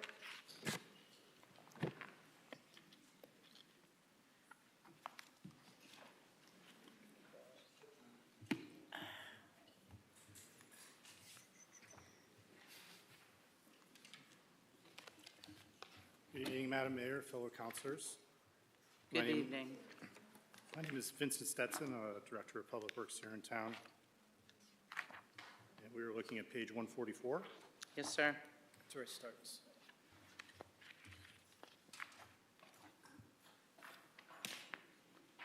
I have some department heads behind me here that would like to speak specifically to their departments. But I would like to start with the Fleet Department. Chuck Marshall cannot make it here this evening. And that is on page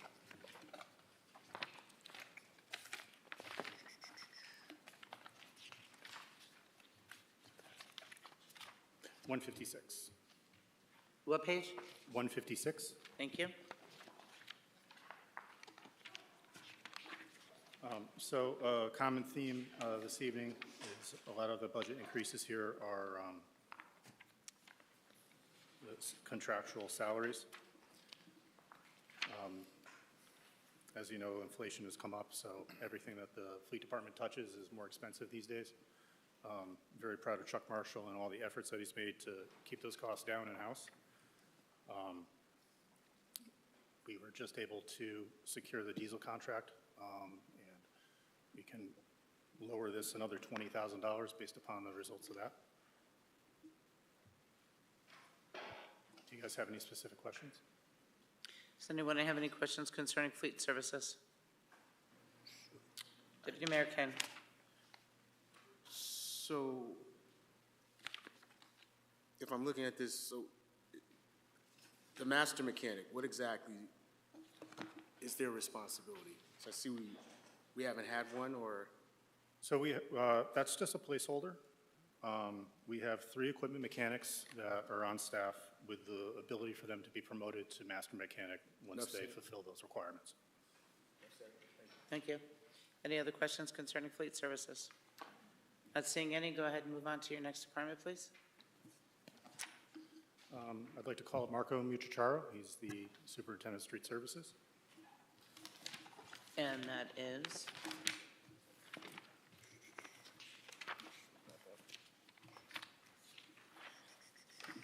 I got it. 151?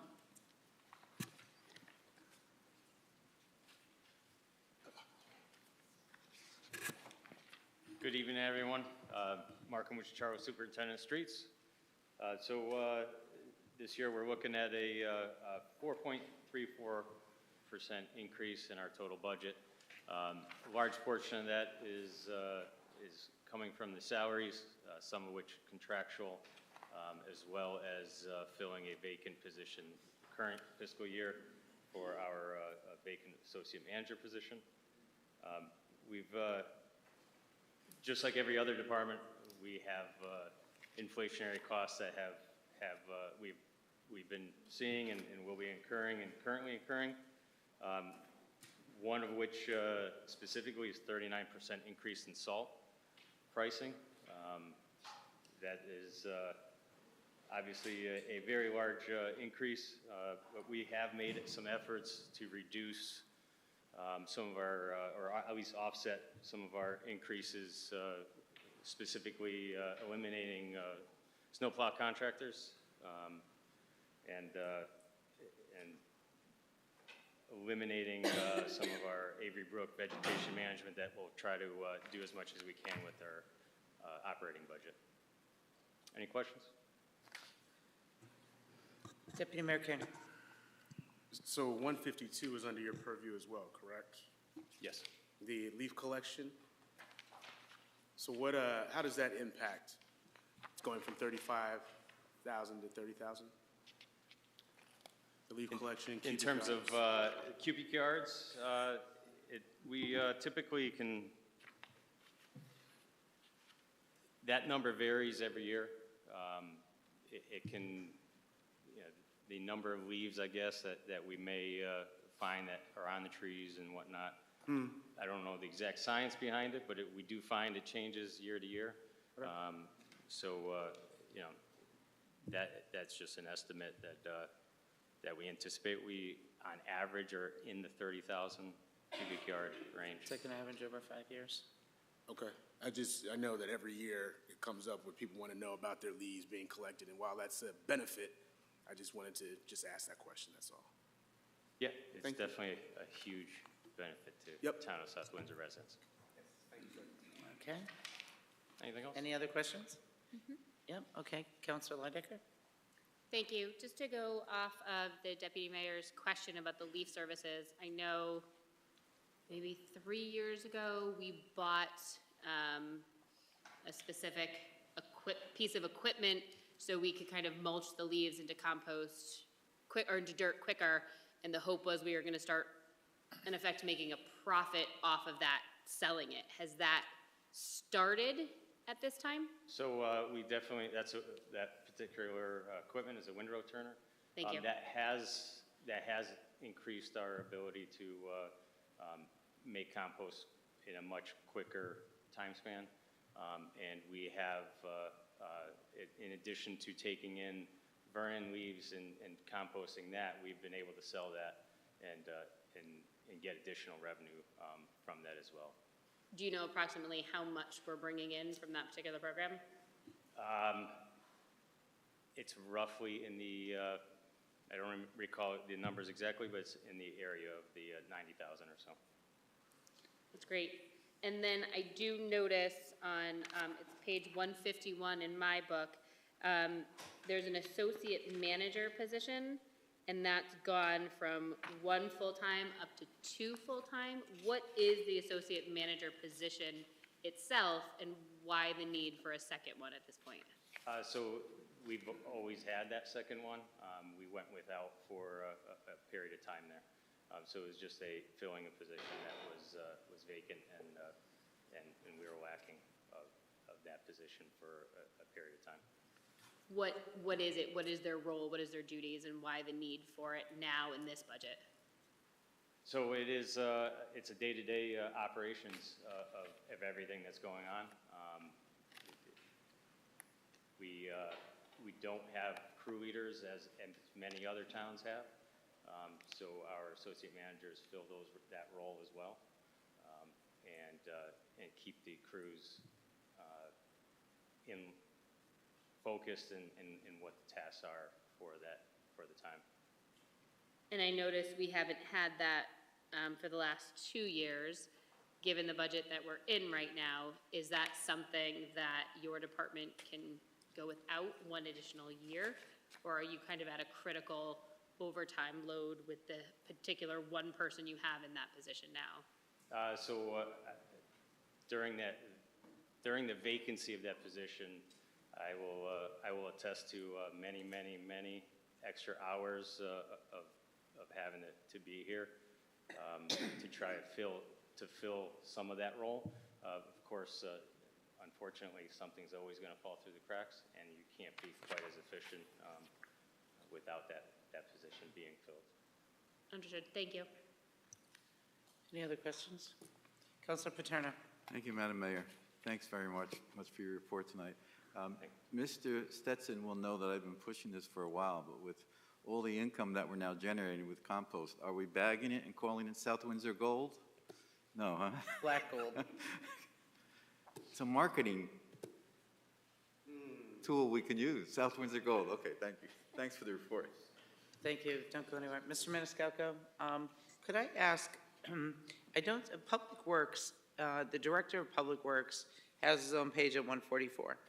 However, when you go to page 151, the Director of Public Works falls in under Street Services and Highway Maintenance. You see it listed there as a position?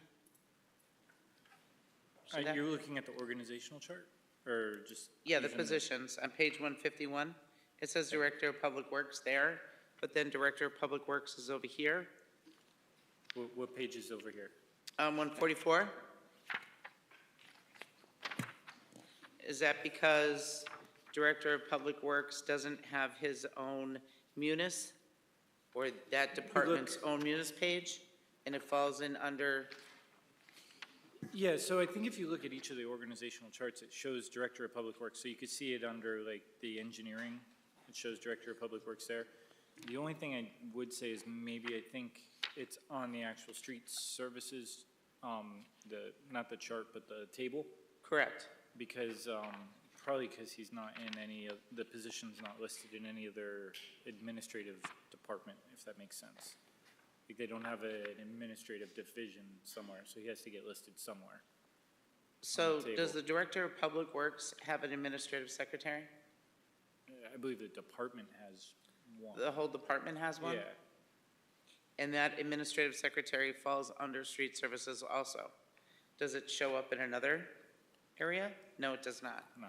So, Director of Public Works, and I don't know if Ms. Perry can address that, is she still here? Probably not, or Jess.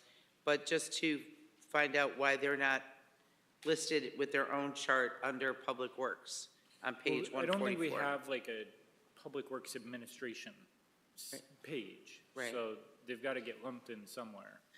So it's either they're going to get put on street Okay. services, or they're going to get put in engineering or fleet management, or, Okay, you know.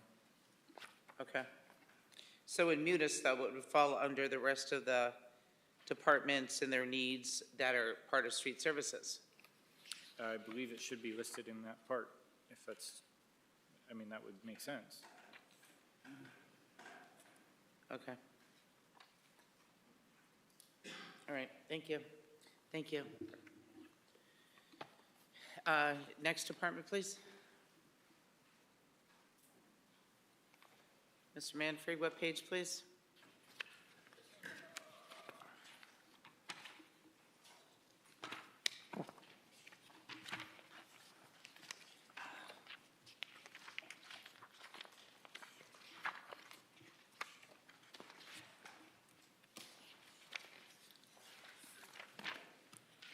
Uh, 166 is your page.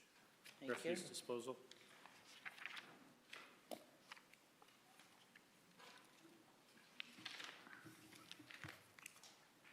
Good evening, Tony Manfree. Thank you. Before you begin, I'd like to begin. I would like to say, thank you, Mr. Manfree, for working with Aditi Malpure, who just this weekend received her Gold Award in Girl Scouts, for working with you in the creation of a sticker that goes inside of our recycling bins that will tell us how to recycle correctly and getting it done right. Because what she taught us this weekend was that any dirty, please elaborate, any dirty would then be turned to trash. So Aditi was required to get her Gold Award by working on this for 80 hours. She did 110 hours. And you were very instrumental in helping her achieve that goal of her creation and receiving her Gold Award, which is equated to the Eagle Scout project. So thank you very much for your help in her accomplishment and moving her along the way. Thank you. Thank you. Yeah, she's a very talented, bright young lady. She's extremely a pleasure to work with, and yeah, she has a bright future ahead of her. So she did a lot of work for that. So it was a great accomplishment for her. I'm Tony Manfree, Superintendent of Pollution Control. I do the refuse and recycling along with the wastewater. But tonight we're here for the refuse and recycling. The largest increase this year is on the collection and disposal side. That's the 300 account. The 320 is the collection, and that's the curbside collection of refuse and recycling, which also includes the bulky waste and single stream recycling. And that is basically a fixed rate contractual obligation with that. And that's just a charge per collection or per can. And then on the disposal side, that was the other half of the increase, more or less, round numbers. That's a 390 account, and that's where our tipping fees are involved. And that is, we just go off of a 3-year average of the disposal rate for the MSW, which is the trash, and also of the recycling. So that's how we develop those numbers. And again, those are all contractual numbers, and we have our rates that we're charged, and we just use a 3-year average to project those numbers for the upcoming year. So with that, I can take any questions. Is there any questions for the refuse disposal? Councilor Paterno? Thank you, Madam Mayor. Thank you, Mr. Manfree. I guess the question now is how can we reduce the amount of our disposal costs, and will food waste be a part of this future equation? Can we save a lot of money by doing food waste collection? Food waste is estimated about 30% for the trash that gets thrown away. 30%. That's pretty much a national average that DEP has come up with, or at least a state average. So yeah, we do have I'll take the opportunity to plug our online compost recycling backyard composter. We were at the Parks and Rec Earth Day celebration. We're promoting backyard composting. We do have an online store. It can be found on the town's website, but it's just one avenue that we're trying to reduce the amount of waste going into the waste stream. Food scraps can be pulled out, composted, and it is a wet material. It has a lot of water in it, so it's a heavy content that we're being charged to haul away. Thank you. Is there any other questions? Councilor Gamble? Thank you, Madam Mayor. So I'm not quite sure I understand the unit costs between refuse collection and recycling. Does the refuse collection cost entail everything that goes into like collecting it, just, composting it, all that kind of stuff? Is that why the cost is, 50% higher? Yeah, so the recycling is based on the commodities market. So as the value goes down, we pay more. When the values increase, we can actually get a rebate off of that. With today's markets and projected markets, the commodities are lower, so we have to make sure we cover people those are costs. buying and selling our trash and making money, more or less? It's a For commodity? the recycling. For the recycling So side. Your cardboard, your glass, your aluminums, your metals, that sort of stuff. So I know that, when the pandemic hit, everybody was like Amazoning, is that a word? For like every household need, and so everybody had boxes stacked up, and we were just dying to recycle. And I didn't know if it made sense to come around to, weekly, give us a second bin. Would that save money on the back end somehow? So if people want to request second recycling containers, we do that for free. But if you want to request a second trash container, there is a charge for that, and that can be done through our office. Yeah, so, and this kind of dates back maybe 4 or 5 years ago now with the China sword, and that's when China really was buckling down on contamination within the recycling. And so that really piled up the recycling. I'm kind of going down a rabbit hole here, but kind of piled up the recycling in the States here because we were afraid to ship it over. And if it didn't pass, if the contamination rate was too high, that whole barge would come back over. So it was just not cost effective to do that anymore. Things have kind of evened out a little bit better since then, but there's still, the market is still low, and yeah, so that's basically how we arrived to those numbers, is based on the markets and the market projections. You're welcome. Is there any other questions? Not seeing any. Thank you again. All right. And thank you for, one question. Are we still in that contract for our tipping fees, or do we have to renegotiate that, or are we locked in still? We're locked in until 2030. So the tipping fees did go up $2 to $84.05 for this year per ton. But I thought we were locked in. We shouldn't have gone up for us, right? Yeah, we have again, that's a contracted amount. So yeah, it increased $2.05 over this current year for next year. Okay. So that's all weight-based, and they measure it through tons. Tony, correct me, we entered into a 10-year contract, I believe. Correct, it was a 10-year So- contract through 2030. And it's got escalators every year built into it. so. Right. All right, thank you. Thank you very much. Thank you, and thank you for the kind And words. I'm gonna, okay, go. All right, so it looks like while the mayor has to step out for a moment, the last one that we have, I think, is engineering. We have an engineering report? I think we have engineering and facilities. Okay. So, So who are we listening to now? engineering. Thank you, sir. Good evening, Mr. Deputy Mayor, councilors. Jeff Doolittle, town engineer, to talk about engineering. If I can find it in here. Page 145. Page 145. Thank you, sir.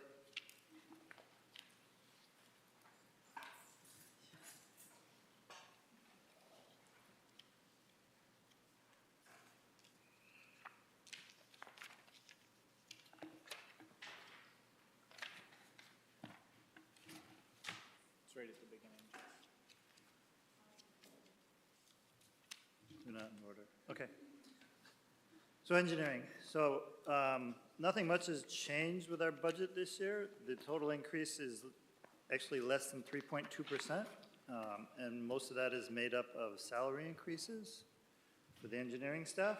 To offset that, we reduced the amount that we budgeted for an intern slightly, and we reduced the amount for some state mandates, and we reduced the amount for a new engineering truck. We were able to get a truck actually cheaper than what was budgeted, so we saved a little money there. The net like I said, is less than a 3.2% increase. Thank you, sir. Do we have any questions for engineering for Mr. Doolittle? You do? Oh, I'm Yes. sorry, Councilor Leftick. Yes. Thank you, Deputy Mayor. I do notice, it says department mandates, and that did go down 5,000. Mandate usually means mandatory, so what is it that's being cut in that position, and what's the consequence of that cut? Right, so that line item is primarily used for our stormwater management program, which is mandated by the state DEP. So we've reduced that item to save some money. We still have work to do, but we'll do what we can do with a little less money. So it's not required to be done in like this budget cycle, even though it's mandated by the state, it can be done over a certain period of years? Yes, it is drawn out over a certain period of years, and the state is actually due to update that permit, which they should have done last year, but they're working on that. So we're not even sure what the upcoming mandates are going to be or how that's going to change, but they're working on updating that permit. Okay, thank you. Is there any other questions for Mr. Doolittle? Not seeing any? Thank you. Thank you for your presentation. Thank you. And moving on. Do we have one more, Mr. Mayor? Yep, public building, Facilities? 160, 160 what? page 160.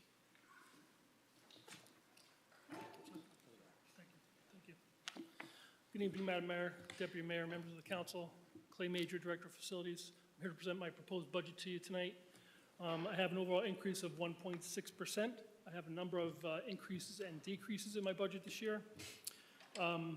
Obviously, we have some salary increases, contractual. I was able to, as I do every year, look at a 5-year rollback on all of my accounts, and I was able to cut a number of things. For example, I cut overtime by $3,500 because previous 2 years we were dealing with COVID, doing a lot of cleaning, building cleaning, that sort of thing, working the weekends. Operating materials, those were cut by $2,000. Small tools, things that we weren't spending anyway, some small cuts there. The big hits are the utilities and the cleaning custodial services contracts that increased my budget. I did have a one-time light item last year that was removed for this year for about $100,000, so that made my budget look even better at 1.6. Please, if you have any questions. Is there any questions for Mr. Majors? Deputy Mayor King? And just for my education, if you wouldn't mind, the work orders completed versus the work orders still open? Yes. That's like a huge decrease. Yeah, so depending on what's really going on. Sorry, page 161 for the counselors. Thank you. That's not on there. but I Going do from have a it. work order still open of 98 to an anticipated of Yeah, let me see if I can find it real 38. quick, if you don't mind. Yeah, so it means we're becoming more efficient, right? The lower the number, the more efficient we're becoming. So I think a number of things attribute to that. We have a great work order system. We now work out of a, over the last 4 years anyway, we've been able to work out of a building that had all the tools that we need necessary to do our jobs. We have a workshop, we have an inventory room, we have inventory online. So anytime the guy takes a part out of inventory, it automatically tells us, hey, you've taken one out, you got to reorder one now. So we've been a lot more efficient, and that's why those numbers are lower and look better. Awesome, thank you. Thank you. Is there any other questions for Mr. Majors? Not seeing any. Thank you for your Thank you. presentation this evening. You're welcome. Appreciate Thank you. And that's it. I do believe that's it, Mr. Maniscalco? That's everybody. Okay, so now I would like to go back to, I would like to suspend the regular council meeting and go back to the public hearing of 8 o'clock on the proposed general government budget. All right, is there anyone from the public that would like to speak to the council concerning the proposed general government budget? Good evening. I'd like to address the council, please. Eugene Botteren, Victor Lane. Thank you. I don't know if there's anyone ahead of me, but if there is, I'd be happy. Sir, you're fine. Go right ahead. Okay, thank you. I'm here tonight to address the upcoming town budget and the associated tax increase on the residents of the town. So for me personally, the proposed 033.4 mill rate, coupled with the real estate property assessments that took place in 2022, will result in what I think is a very steep property tax increase for my home of 12% year over year. I mean, I understand, I think we all do, that there's been, that inflation has been exceptionally high, both last year, probably in the neighborhood of 8%, and this year, from projections that I've heard, we're looking at something in the neighborhood of 5% increase.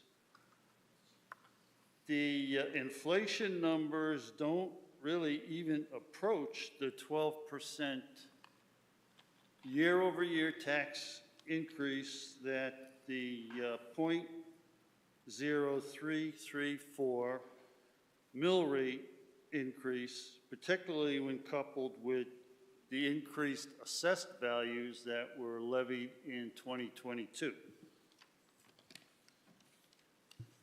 I personally am deeply concerned with the effects that the high numbers, the tax increase numbers, will have on the residents of South Windsor, both homeowners and renters. I'm here tonight to strongly urge each one of you to aggressively work to reduce the very high tax increase proposals that the residents of South Windsor are facing. We in South Windsor have experienced tremendous business growth in town, including large warehouses, a big box store, two assisted living facilities, daycare centers, banks, and retail stores. With this large growth numbers brings pollution from large trucks, cars, noise, and traffic congestion additionally. My question is, when can the residents expect property tax relief as a result of the expanding growth of the business tax base in the town of South Windsor? I'm further here to ask any resident taxpayers that are opposed to this proposed high property tax increase to make their objections known to our elected councilors, deputy mayor, and mayor.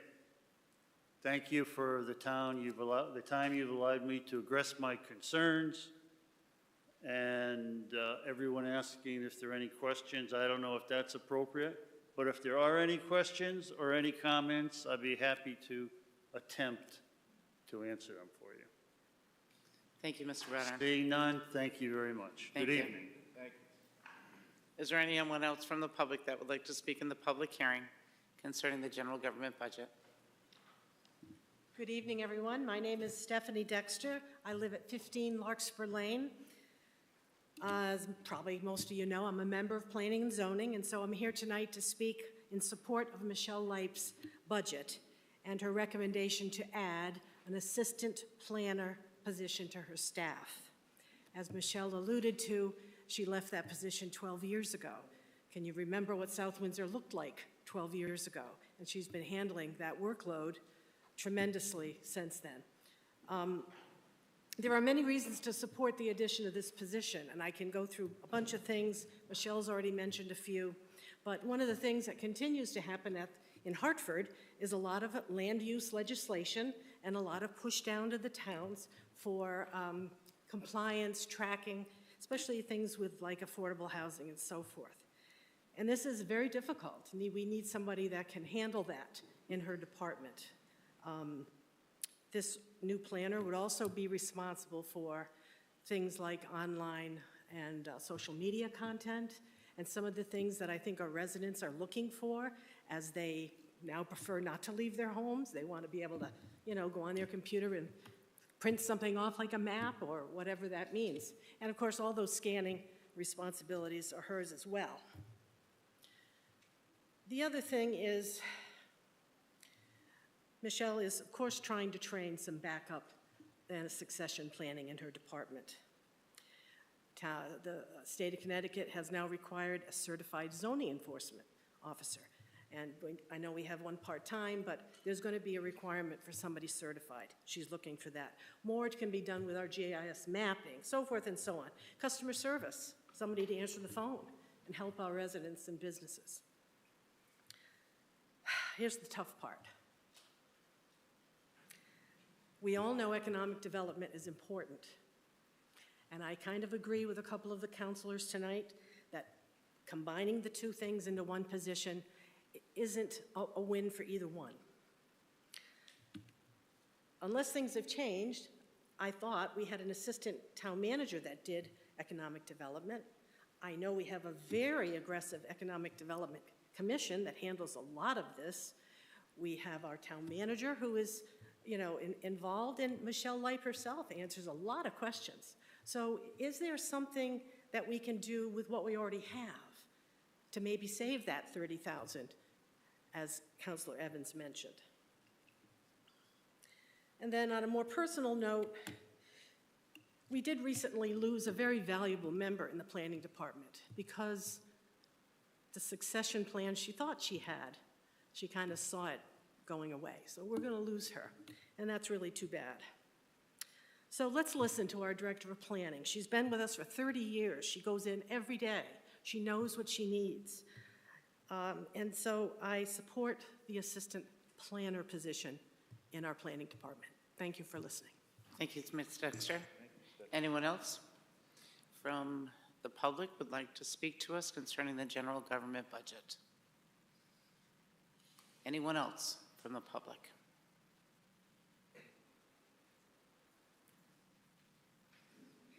Good evening, sir. Good evening. My name is Ralph Riola. I'm a new resident in town. I have not been here not even a year yet. But, it's the first meeting I've attended. Sir, could we have your address, please? 552 Deming Street. Thank you. And I'm very pleased to see one of my former students, Jamie, up here. But that's aside.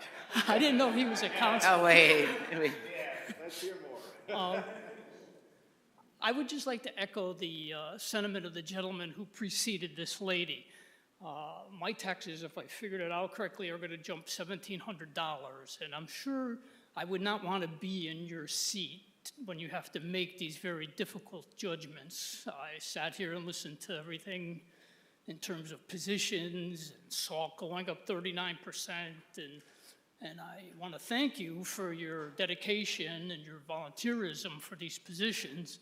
But I'd also ask you to seriously consider finding some way to take the weight off of the homeowners. Moving into town was very stressful. I'm sure you all know what went on with being a seller's market, the rates of mortgages, of course the cost of food and energy. I'm sure you're all aware of all of that. But I also lived in Tallinn for a while, many years, almost 40 years, where there's hardly any industry, very little commercial property. I worked for 40 years in Summers, where they relied on the prisons for their money. Very little commercial or manufacturing going on. When I walk through this town and I see the warehouses and I see the Shake Shack and I see the Costco and I see the Whole Foods coming, I can't help but think that there must be a way that you could put the leverage, at least in this inflationary period, more onto the businesses than onto the individual homeowners. Again, I thank you for your time and your volunteerism. we have a good night. Could we hear more about your former student before you go? I'm sorry. Could we hear more about your former Not student part of the public before you hearing. go? No, we have to move He's like, on. "Not part of the Anybody else public from the hearing, public move wishing on." to speak? Thank you, sir, for moving into South Windsor, and thank you for thanking us. Very few people do, and we appreciate that. Welcome to town. Is there any other public that would like to speak to the council concerning the general government budget? Not seeing any, we'll be closing the public hearing on the general government budget, and then we will be moving on, reconvening to the public hearing to receive citizen input on the ordinance created by Social Justice and the Racial Equity Commission. Is there anyone from the public? No. Okay. And so we'll be moving on. Is there anyone from the public that would like to speak to us concerning the ordinance on the Social Justice and Racial Equity Commission? And I'm just pulling that up. Anyone like to speak to us? Going for the third time, anyone like to speak on the Social Justice and Racial Equity Commission ordinance change? Not seeing anyone, we'll be closing that public hearing. And now we will be reconvening back to, would you like a straw poll? Nobody spoke. Would you like one? Okay. We'll just be moving on to the discussion items. B, which is a blight lien at 1021 Main Street. Thank you, Madam Mayor. I think I mentioned to the council at the last meeting during my town manager's report, 1021 Main Street is a home that's that was built in 1694. Unfortunately, it's fallen into quite a bit of disrepair. The residents that live there, or that lived there, have let it kind of fall to dismay, and it's probably not really habitable at this point. There's an individual who's interested in coming in and buying that property and has a purchase and sale agreement already in place. The problem that we do have, though, is because of the disrepair of the property, the town has been issuing blight liens, blight lien against the property over the last few years. So there's approximately $280,000 in liens against the property at this point. If all of you remember correctly, according to the blight ordinance, they accumulate at $100 a day. So I'm really looking to do is kind of gauge some temperature, find some input from all of you. With the $280,000 lien, the individual that's interested in renovating it and fixing it up and doing all those things can't afford to do so, in all honesty. So what they're looking for us to do is waive those liens to some, which you have the authority to do, and then put an agreement together that we could then see that renovation occur over a set identified period of time, and then in the event that the renovations don't occur, we can then have some type of clawback provision where the liens would go back on and we could move forward from there. But I think all in all, in terms of opportunities to renovate probably the oldest home in our community, and have it a blighted property brought back to, you know, much better standard, and I'm sure the neighbors in that area would be really, really happy. This is probably the best bet we've got going, so. Questions, Councilor Leidecker? Thank you, Madam Mayor. Why is there no recourse against the current owner for this $280,000? So, you know, I think we've seen this with some other blighted properties in the community, and I think we've heard about it in a lot of other communities throughout the state. It's very difficult when you have a blighted property and a town assigns blight liens over time. They accumulate to a certain point. If the town, and then the town goes and says, okay, we want to try to collect that money to punish this individual. You take them into court, and what you end up seeing is judges will give them 2 or 3 or 4 or 5 or 6 or however many times they get to try to clean up their property. But I think the court system, for whatever reason, is rather hesitant in terms of telling people how to maintain their properties, and it takes a long, long time and a lot of work. Overall, I would say probably the intent of having a blight ordinance and a fine associated with it is to try to get compliance, not collect money. So in that vein, I guess it kind of makes sense, but it's very difficult to actually end up collecting that money from these individuals. And I can tell you, the individual that did live in this home probably can't provide that amount of money at all. But why is there no recourse? I mean, if the house is that old, I'm assuming there's no mortgage. So why is there no recourse for the purchaser when the money is supposedly going to the seller, it diverts to us to cover this blight lien? Like, why is this homeowner getting the profit from the sale and we're not? Well, there's no profit for the homeowner because the blight lien's actually bigger than what the property's even worth. But if we waive it, then they are getting a profit because Then they they are would. getting that purchase price. So why is there no recourse for us to, I mean, it seems like it's all or nothing.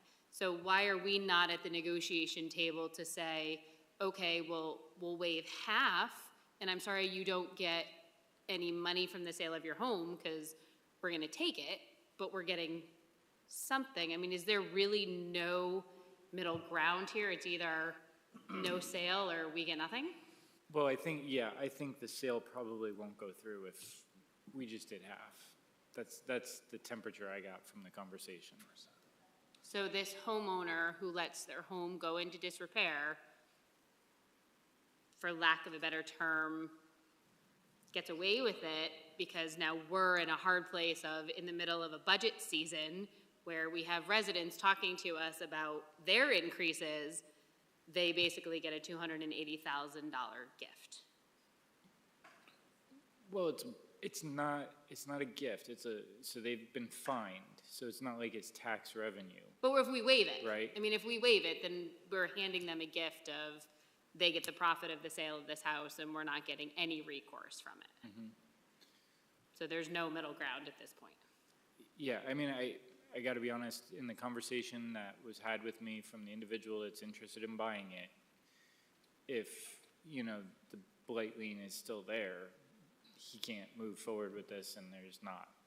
Like, the family's not going to move forward with selling it. He's not going to be able to move forward with buying it.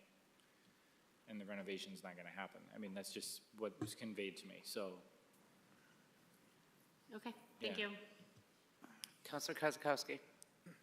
Oh, I'm sorry, Counselor Gamble. So he's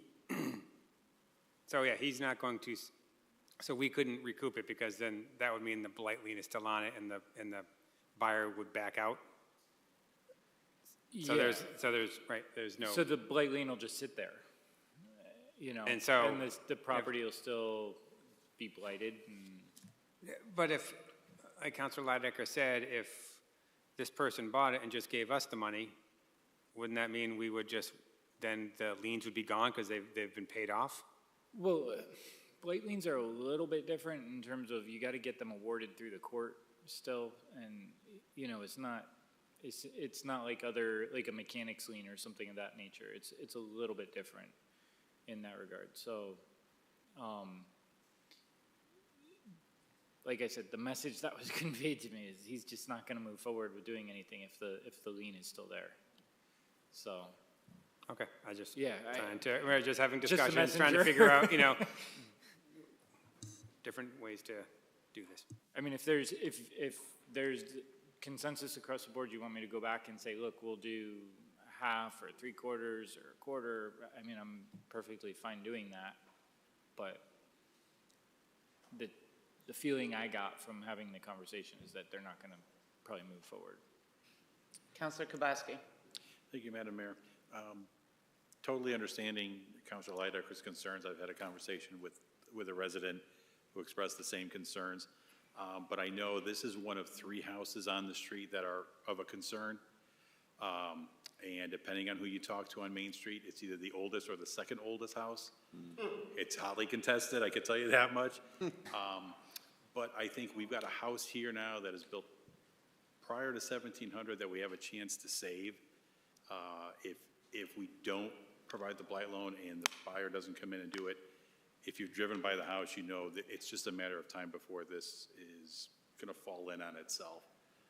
So I'm supportive of releasing the blight lien because I think we have a chance to save a historic house in town, and we should probably take that opportunity. Councilor Paterno? Thank you, Madam Mayor. Thank you, Councilor Kabowski. I have the same kind of feeling. I think there's some facts that we need to think about. One is blight liens are not that easy to collect. I mean, it's nice to have them on the books, but courts are very reluctant to enforce that. And they look at 460 Miller Road. We've been arguing with them for 4 years. We still haven't gotten those blight liens, and it costs us thousands and thousands and thousands of dollars to go to court. So here we have somebody with private money, no tax dollars involved, who says, I'm willing to invest, renovate that house, forgive the lien so I can restore this oldest, I think it's the oldest, but I know there's going to be an argument, oldest house in South Windsor. And it will be such an improvement for that neighborhood. So I'm in favor of working out a deal. I think I would want something in return, which is, I think if we're going to make that kind of move, that there's some kind of recognition on the house, a plaque that says, this house preserved in cooperation with the town of South Windsor and whoever the family name is who's investing. I think that's the way to show that we're investing in the community. Because we're never going to collect those blight liens. I know it looks good on paper, but we'll be fighting for years to try to collect them. Thank you. Councilor Kozakowski? Thank you, Madam Mayor. Thank you, Councilor Paterno, for those comments. Are really good. I think it addressed one of my questions, but is there a plaque? Is it on the historic inventory? Is it, it's all those things? Mm-hmm. Okay. All right, well, that's good to know. Check those off. Check. Does the buyer need to have the liens paid for or released to get financing? Is that the problem? I don't think it has to do with financing. Just the economic Yeah. Feasibility of making the reservation, renovations, okay. Is the current assessment of the building based on its current state? Assessment meaning like Of value? Of Ye- value. Yeah. So if it's improved, then the assessment value should certainly. go up? Oh, yeah. Okay. In 5 years, though, right? No, land is worth more than the property. Oh, no, they'll take permits and they'll And it gets assess on the re- permits. Well, when they take permits out, those permits from the building department do end up going past the assessor's department, so those renovations would eventually hit the books, probably within a year or two. Okay. All right, good. Just off the bat, I hate the precedence that this, of forgiveness for the sake of redevelopment or, renovations. I don't think that's good precedence because to Councilor Lidecker's point, there's no penalty to letting your property go to disrepair or disarray and not suffering no consequence of it, down the road. That said, if kind of the idea is to go back to the negotiating table, if there's something that we can get from it, like the plaque or a facade easement or something to preserve the historic character in a long-term way for the town, I think that could be something that the town gets out of the deal. So I would like to, if you were to go back to the negotiating table, ask for those types of. I bet we could probably get a plaque. Thank you. Plaque, facade easement, something where we don't feel like we're giving a gift. Thank you, Thank you. Councilor Kozakowski. Councilor Gamble, would you rejoin us? Okay, Mr. Maniscalco, if you could go back and revisit, that'd be great. Okay. I mean, how does it sound to everybody if we were to identify a time period in which this were to be cleaned up and fixed and brought back to whatever you want to determine pristine state is? We'd have to find out what that is. And then if it did not happen, that 280,000, maybe that goes back on. Right. So it's not like we're. But you also have to take into consideration that's a historic property, and with the way that it was built, so the renovations on that may take a little bit longer just to make sure that it's done as it was originally. Yeah, we'd have to agree to whatever the time limit is, but I'm just saying the idea that there could be this clawback, and does that make it more absolutely. palatable to people? But who is the clawback to? I mean, It would I be the don't want to new- penalize the buyer. And it sounds like if it's the buyer who's not getting the property up to snuff in 6 months, they're the ones on the hook for the 280. And that's my issue. I don't want to penalize the buyer because they're not the ones who created this situation. So, I mean, we can put I understand we want that clawback, but I think we're now going after the wrong person for it. And I think that also is now going to possibly deter future investors from coming in and renovating some of these other old historic properties, because now we're known as, well, the seller gets to walk away, but by the way, if you have a supply chain issue and now you're 30 days over, 2 weeks over, we're coming after you. And I think, to what Councilor Kozakowski said, that's a bad precedent to set. So again, I'll go with a consensus of the council, but I think we're looking at this from the wrong person's perspective of who should be kind of on the hook for this money. Gotcha. Deputy Mayor King? So maybe I'm unclear, which is fine. I'll plead ignorance. So if I'm hearing everybody correctly, so the individual that's selling, they're going to make a profit off of this. So there's no way for us to say, let's just say, congratulations, the home sold for $300,000. All right, dog, congratulations, you're getting 2 Gs. The seller. So we have no recourse there, if I'm hearing correctly. Yeah, that's not. I mean, the property is selling for very, very little money. Right, so, but even with that being said, we're still saying that whatever, all right, so let's just say the property sells for $5 grand. Congratulations. It's not, just, it's almost fair to say, here's $200. We have nothing.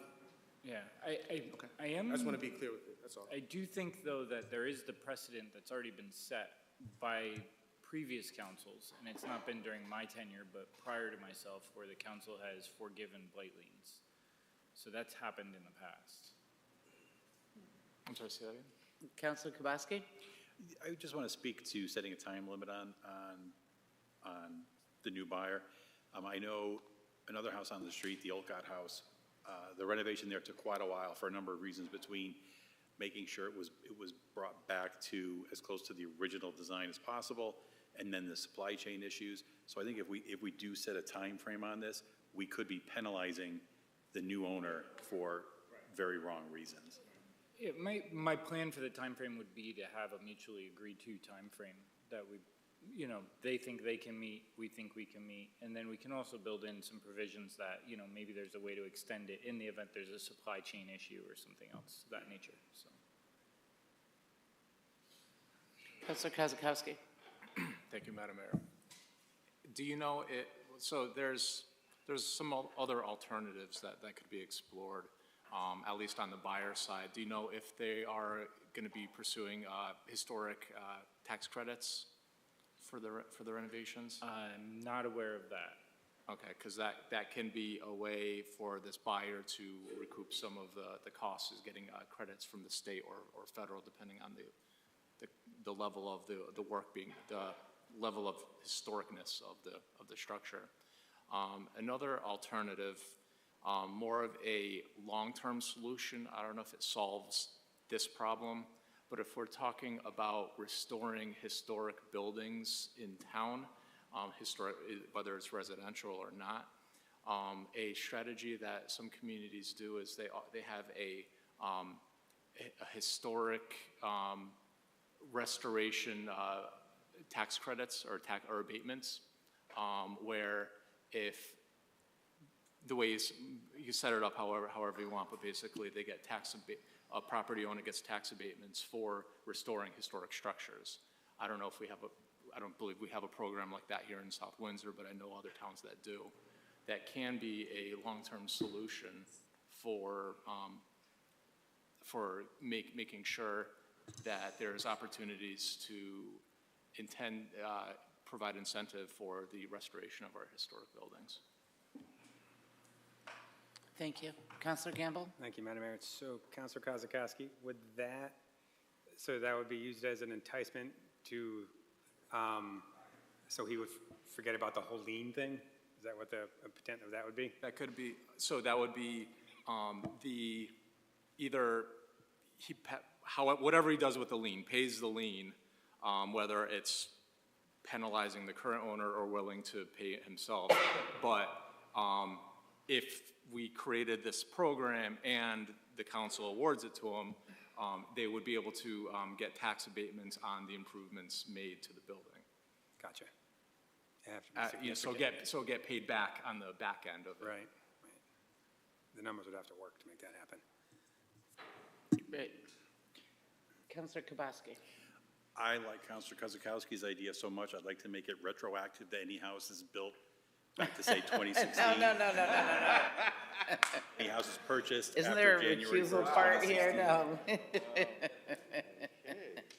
Do we have an assessed value on this property, Mr. Maniscalco? I don't have one offhand, but I can certainly look one up for Councilor you. Evans? According to Zillow, in According to 2021. Zillow. Oh, not our town, but Zillow, okay. The tax assessment was $160,300. When was this done? 2021. That can't be, because Basically, there's a lot of land there. Is that the appraised value or the assessed value? Yeah. It says tax assessment. Tax assessment. No, I don't know. that's the taxes. A lot, a vacant lot on Main Street typically sells for about 160. Yeah, that's the taxes. If you look on your phone in the assessor's department, we'd be able to put in the address and get the assessed value of the property. Okay, so, Mr. Maniscalco, do we have any direction for our town manager to take from here? It's a tough one, guys. It's a real tough one. Have him go back. I've got Go about back. 9 different directions, so I'll bring Go all back 9 and talk. We'll see where we go. Yep, go back and talk. Okay? Moving on. Thank you. We now have Councilor Lopez. Thank you, 13C. Thank you, Madam Mayor. C, resolution approving of 5 tax refunds totaling $3,902.06. Be it resolved that the South Windsor Town Council hereby approves a refund of taxes to 5 South Windsor taxpayers, the total of said refunds being $3,902.06, and as more fully described on attachment Exhibit A. Is there a second? Any discussion? Not seeing any. All those in favor? Aye. Any opposed? Not hearing any. The motion carries. Moving on to 13D. Councilor Kozakowski, please. Thank you, Madam Mayor. Motion to approve resolution opting out of parking requirement for multifamily developments of Section 6 of Public Act 21-29. Whereas the state of Connecticut recently adopted Public Act 2129, which modified Section 8-2 of the general statutes to establish specific provisions limiting the number of parking spaces that can be required through the zoning regulations for multifamily developments to 1 per studio or 1-bedroom units and 2 for larger units. And whereas unless a municipality affirmatively votes to opt out therefrom, local zoning regulations would be required to adhere to the PA 2129 provisions regarding parking requirements. And whereas the Planning and Zoning Commission has reviewed their parking requirements and have found them to be similar. And whereas the Planning and Zoning Commission desires to retain local zoning control over parking requirements, commenting that there are different needs in suburban communities and efforts are made with developers to minimize on-site parking. And whereas the Planning and Zoning Commission held a public hearing on February 14th, 2023 and voted 6-1 on March 7th, 2023 to opt out of the parking requirements. And whereas the South Windsor Town Council hereby recognizes the recent regulation review of parking. And now for there be resolved that the Town Council opts out of the parking requirements of Section 8-2 of the Connecticut General Statutes as amended by the applicable provisions of Public Act 2129. Is there a second? Second. And is there a discussion? Counselor Kozakowski, or we could have Michelle Light, Department of Planning and Zoning, come up and give us a little breakdown of this on the, Yeah. what? She did last week. Oh, I know, just because it's up for vote right now, I just thought maybe you can give us a, Again, over the last year, when we did our housing moratorium and we looked at all of the zoning regulations, the planning and zoning did review the multifamily parking requirements, and I think they felt that what we had is not that dissimilar from what the state was saying you should have, but they also wanted to be able to have the flexibility in some of the developments to require more parking, just based on the need in our community. thank you. So is there any other discussion? Counselor Kozakowski? Thank you, Madam Mayor. I just want to say that I fully support this. Parking is a zoning matter, and zoning should be a local matter, first off. Second, the parking requirements in the Public Act work pretty well for communities with access to public transportation and transit, where they can develop in a way where there's less dependence on automobiles. South Windsor doesn't have that. I don't want to say luxury, that doesn't have that accessibility to public transportation. We have developments and residences that depend on cars and having places to put their cars at night. So I fully support the zoning regulations as it is, and I hope the council agrees with them and me and wants to vote to opt out of that provision. Thank you. Any other discussion? Not seeing any. All those in favor? Aye. Any opposed? Not hearing any. The motion carries. Thank you. Thank you, Ms. Light, for that, for your help with that. Moving on to Councilor Kozakowski, resolution adopting the Open Space Task Force Plan. Thank you, Madam Mayor. Motion to approve resolution adopting the updated Open Space Task Force Master Plan. Whereas the Open Space Task Force has been charged by the Town Council with the task of preparing an open space master plan for the town. And whereas the Open Space Task Force has prepared such a master plan. And whereas the Open Space Task Force revised and updated the regional plan to reflect recent property acquisitions and revised and added to the priority property list. Now therefore be it resolved that the South Windsor Town Council hereby adopts the Task Force's revised open space master plan as the official open space plan for the town of South Windsor, with the condition that the town will not pursue the purchase of any property in the master plan unless the property owner has voluntarily demonstrated an intent that the property become part of the open space program, except for situations meeting the requirements of an eminent domain taking. Is there a second? Is there any further discussion? Not seeing any. All those in favor? Aye. Any opposed? Not hearing any. Thank you. The motion carries. Moving on, Deputy Mayor King. Thank you, Madam Mayor. Motion to approve the resolution regarding an easement to the Connecticut Water Company at 725 Sullivan Avenue. Whereas the Connecticut Water Company has requested an easement of 900 square feet of town property at 725 Sullivan Avenue to install a pressure guarding valve, others known as PRV, for their water main. And whereas the South Windsor Town Council supports the Connecticut Water Company and their efforts to improve their water mains and thinks it is in the town's best interest to provide a permanent easement of 900 square feet to the Connecticut Water Company for the purpose of installing and utilizing a pressure regulating valve in an underground vault with electrical controls and a goodness, I don't even know what that word is. Apparatus is on town property located at 725 Sullivan Avenue, South Windsor, Connecticut. And whereas this easement will not impede further development of this site, and whereas the appraised value of the permanent easement is $1,500, which will be payable to the town of South Windsor in consideration for this easement, and now therefore be it resolved that the South Windsor Town Council hereby approves of the granting of an easement to the Connecticut Water Company on town property at 725 Sullivan Avenue, and authorizes Michael Maniscalco, the town manager, to execute said easement. Is there a second? Second. And discussion. Councilor Lydecker. Thank you, Madam Mayor. Mr. Maniscalco, I noticed in here there's no information about who's going to maintain this valve.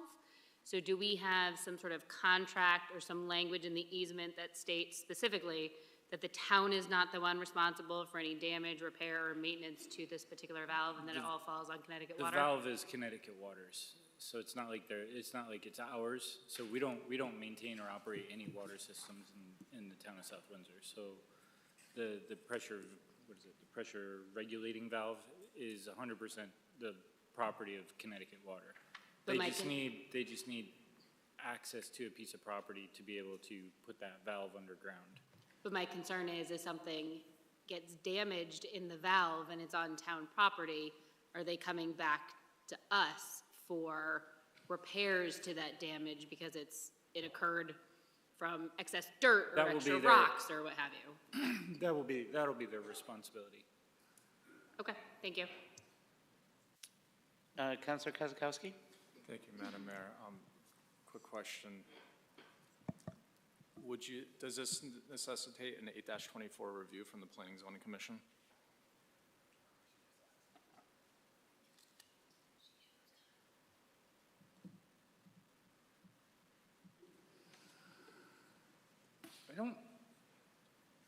I'm gonna say I don't think so, because I mean, they're digging a trench, they're putting the valve underneath, and then they're burying it. So it's not like it's changing the overall use of that location in any way, shape, or form. It's not taking a piece of property to be used for a municipal purpose that's not already a municipal piece of property. Which will stay a municipal piece of property. Yeah, it's still gonna be a It's still municipal town piece property. of property. Was it explored to put this piece of equipment within the right-of-way and not on the property? Yeah, I know that this went through extensive review with our engineering department, and this is where it has to go. This was the best alternative? Yeah. Okay. With this equipment, is there anything that's going to be above ground, like a My access panel or anything? My understanding is all going underground. So there'd be nothing visible? I don't believe so. Okay. All right, thank you. Councilor Gamble? Thank you, Madam Mayor. So more basic question. So they're paying us $1,500 to put a valve on our property, and that's what we're valuing that little strip of land at? Like, yeah. Is that what this easement is? Because usually an easement is something that the town has, like I have an easement going across my property, and that means the town can come in there and blow through all the trees and all that kind of stuff. But like, this sounds like something different, but you're calling it an easement. Yeah, it's an easement for them to be able to run this valve underneath our property, essentially. And they're paying us to do it? Yeah, they're paying us for it. Just a one-time thing? Yeah. Okay.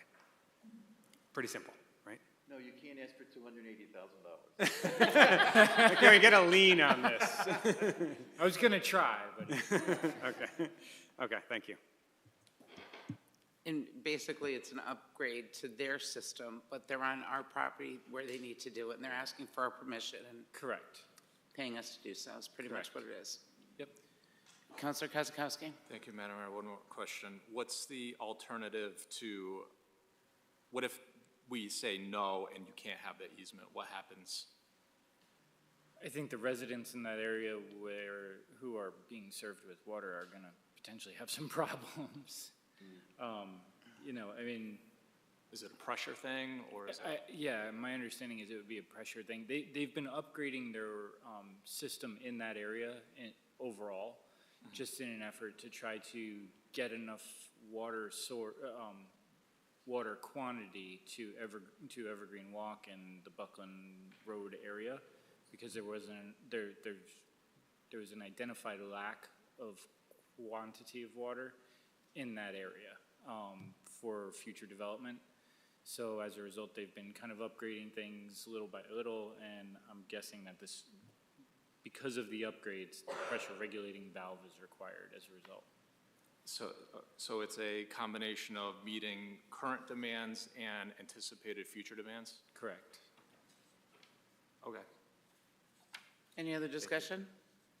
Not seeing any. All those in favor? Aye. Any opposed? Not hearing any. The motion carries. Thank you. Moving on to Councilor Evans, passage of ordinance. Item 14. Resolution adopting the amendments to the ordinance that created the Social Justice and Racial Equity Commission. Be it resolved that the South Windsor Town Council hereby adopts the amendments to the ordinance that created the Social Justice and Racial Equity Commission shown in Exhibit B. Is there a second? Any discussion? Councilor Evans, would you like to expand on this, please? So what you received in your packet last week is the edits that were made and reviewed by myself, Councilor Leidecker, and Councilor Kozakowski. In the meantime, we have also received the input from the town attorney, which is what you received this evening at your desk. Truly, there is no major changes based on what the town attorney changed in the ordinance. The same information exists in the new version. He moved D, the information in D, down to the last paragraph of organization. That's, I'd say, the largest change. Otherwise, the majority of the changes are semantics and just wording. Thank you. Any other discussion? Councilor Gable. No, that was my question. She and Councilor Evans answered it where D went. And so now I see it. It's just still. So logistically, right, we're down to 2 members. So are we considering like we're starting from scratch again and we can fill how we want? These are not considered unexpired terms we have to fill with the same political party that vacated those positions? That would be my concern. I would say yes, because this change in the ordinance was not in place when those members held those positions. They've been resigned and they're vacant. So my interpretation of that, maybe that's an attorney question more than an Erica question. Yeah. Okay. Well, I was just, good. Yeah. That was mine.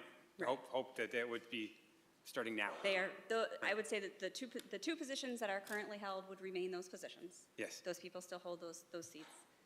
But the ones that were resigned are open. I don't think that they would be held by the party that previously held them. I'm sorry, what was that part? Those seats would not be held by that party that previously held them. Okay, that was my understanding too. I just wanted to make sure we were literally and figuratively on the same page. Once we pass it, perhaps that's an attorney question. we could clarify. But I don't think it holds this up.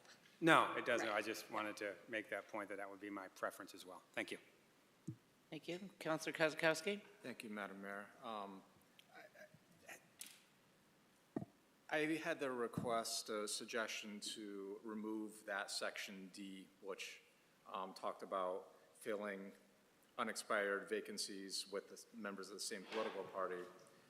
My argument being, if there's a vacancy, it should be filled with anybody that wants to serve regardless of political party, as long as you don't mess up that, exceed the maximum per one party. But did we get any reason why the attorney wants to keep it in? There was no specific reason why. I will say I don't think that exists in any other ordinance. So I think that's something he included in. I don't think we have to include it if we wanted to remove it. I still would like to remove it if there's. What's that? Well, Commissioner. Go ahead. No, go ahead. Keep talking. Okay, so I think I'm just going to make one more comment before I make a motion to strike that. I thought this was a great process, a good timely process, and I appreciate having the opportunity to make some suggested changes that were welcomed and included in this draft. The ordinance needed some work. It's clear. And I think what we got out of this process, stepping away 2 years later, where it's this ordinance, this commission, in my opinion, was created out of a reaction to events that were happening in the world. But I think having the opportunity to step away, remove emotion out of the process a little bit, we ended up, if this is approved, a better ordinance where it takes some of the emotion out of it, but maintains a lot of the same responsibilities and adds responsibilities that provide value to the town. I think this got better, and thank you for Councilor Evans for entertaining this opportunity to make adjustments. I don't know if anybody else had other comments before I make a motion to strike a line, but. Deputy Mayor King. So thank you, Madam Mayor. What's the line that we're looking to strike? It would fall under section 2-458 organization. The last sentence that says, for those appointed to fill an unexpired vacancy, such member shall be of the same political party of the vacating member and shall serve for the remaining unexpired portion of the term. So it'd be striking that. I don't think that changes anything in a way that creates, a gap or something that creates any sort of inconsistency. It's just the second sentence, not the first sentence, correct? Right. Just the second sentence. The first sentence would stay. I have no problem with that. I agree that sometimes things can be seen as emotional as opposed to being something that's more forward-thinking. I think there's a lot of things that are still going on right now in our country, speaking as a black male, that sometimes you need to put things in place that may start out as an emotion, but later you say, oof, I'm glad we had that in our town. And there are so many things I could speak on right now, whether that's, well, you know what, no. There are a lot of things I could speak on right now. All you have to do is just look at our news. That being said, I do agree, only with and we can't put like an asterisk in there. My caution would be that if all of a sudden it became I don't know, I'm not a math whiz and I'm not really thinking right now off of it, but sometimes people get caught up in a number. So much so that if a decision is made that doesn't agree, that all of a sudden becomes oh, well, it's you. Oh, it's them. And what we're saying is, we don't want that to necessarily be the case. I understand your intent. And just for the record, I'd like to say that I respect that intent, with the asterisks of saying that we in South Windsor are trying to do the right thing. And I think that everyone that worked on this has been trying to do the right thing, even again, to the councilor's point, where if somebody wants to be on this, no, they shouldn't have to be part of a specific party. That said, recognize that somebody wants to be on it. And if you want to be so badly, then we can't hold you back just because you're not part of a party. I think the one thing that we've seen is because of that, and I don't think it's to any fault of anybody that's on this, I just want to be on the record of saying this, that I think, again, the intent was the right intent. And I want to thank everybody for working on this, especially, again, as a person of color in South Windsor.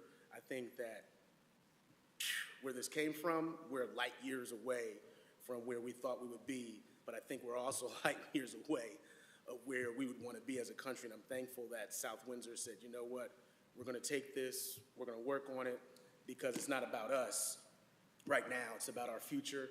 It's about our children living in this community, children that hopefully will not have to go through the same crap that we're going through even in 2023. So with all of that said, I also agree with striking that second line. And if everybody else is in agreement with that, I'm completely fine with passing this resolution without that. Councilor Paterno. Thank you. Thank you, Madam Mayor. I think we've done some great work with this ordinance. The question I have, however, is that every other commission uses this procedure for appointing new people. If a vacancy occurs, you appoint someone from the same party to fill that vacancy. So why would this be any different?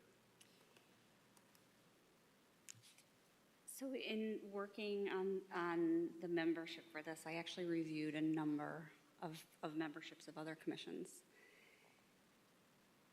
I don't think it's in the other commission's membership. My other concern is, after thinking about it, what if one party were to appoint someone to these seats? Those people were to step down. Now those seats are potentially held hostage and not filled. By not designating it to a party, it allows other people to fill it, as Councilor Kozakowski said, that want to be involved. I'll leave it there. Fine. Councilor Kozakowski? Thank you to Councilor Paterno's point. Very recently, I did a request, an opinion for a town attorney about how these vacancies get filled. And noting that there's a lot of the ordinances that creating these commissions don't have that type of provision. And based on the response and maybe even lack of response, I think that practice has just been tradition, where it's been filled by the same political party, and not in any codified way. Any other discussion? Councilor Evans? I just really want to go back and think, really going back to the Black Lives Matter subcommittee and really thank the work of the people that were on that committee. You know, Councilors Snyder, Meneely, Leidecker, myself, as well as the community members and the work that was put into this. And also just to say, like, I think we've been very open with our conversations that we've had at our meetings. The intent was always to pass this ordinance at this point, and I think everyone's had enough opportunity to hear the discussions and to provide their input, and I really appreciate all of the input from everyone that has been involved. So. Any other comments? My only concern, what, is there comments now?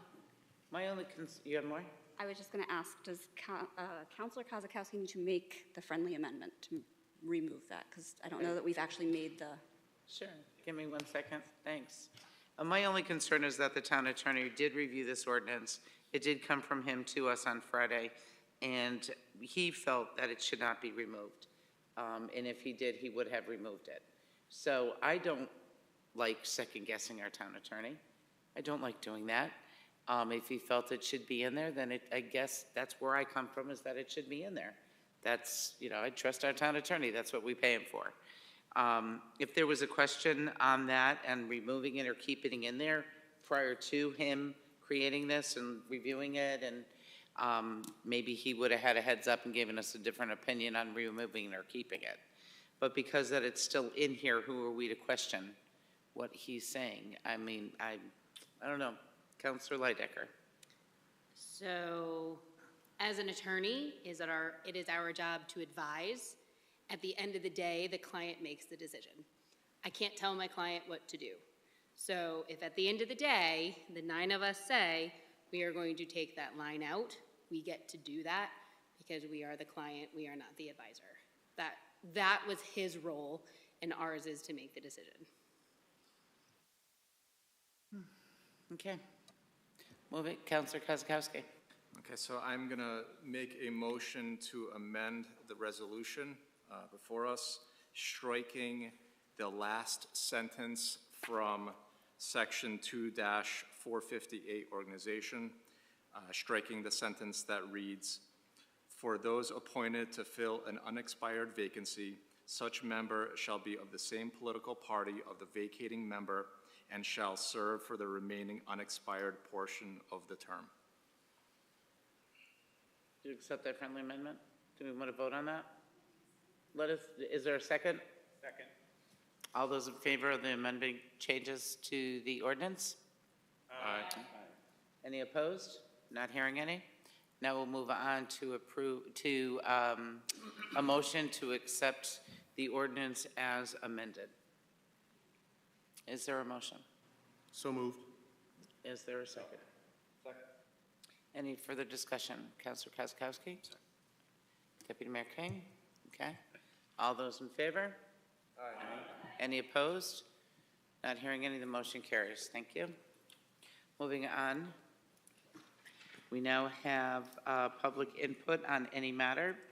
Public input on any matter shall not exceed 30 minutes. When recognized by the mayor, the speaker shall approach the lectern, give their name and address. Speakers shall avoid personal attacks or imputing or alleging an improper motive to any person. The speaker may address the council on any item. The speaker shall limit their speaking time to 5 minutes. Is there anyone from the public that would like to speak to the council this evening on any matter?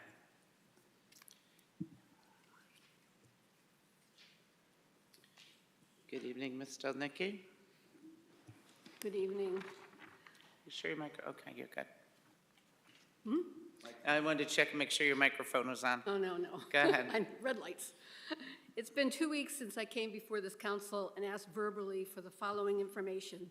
When was the last FOIA training session held, and who from the town council attended, and when is the next scheduled training session?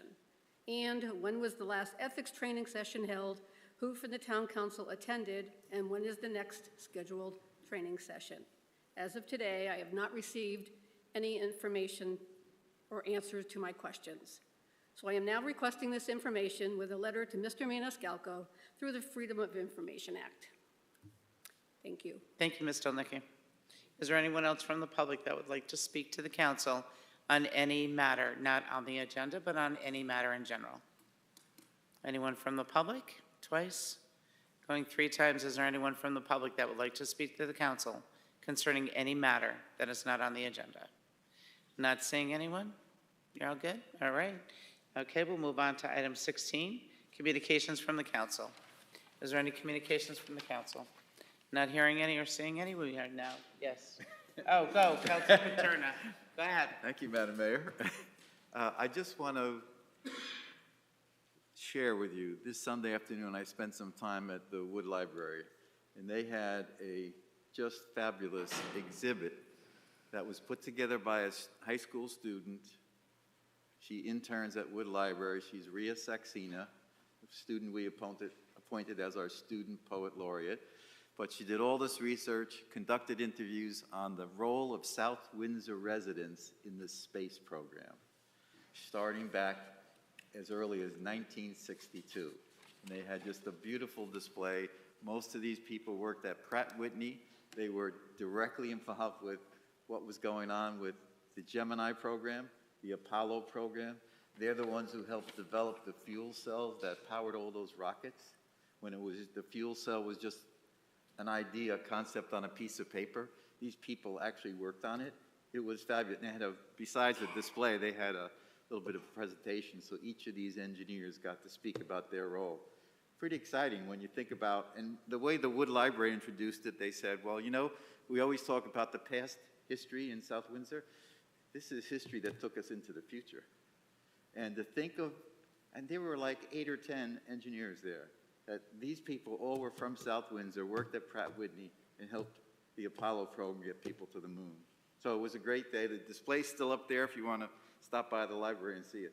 I think also with that, I'm not sure, but besides the fuel cell, that we may have had a part of either their uniform or parachute or something that we also had a piece of in creating. There were 2 things. There was a parachute company in South Windsor who made the parachute that got one of the Venus satellites that landed on Venus to take pictures. That parachute was made in South Windsor.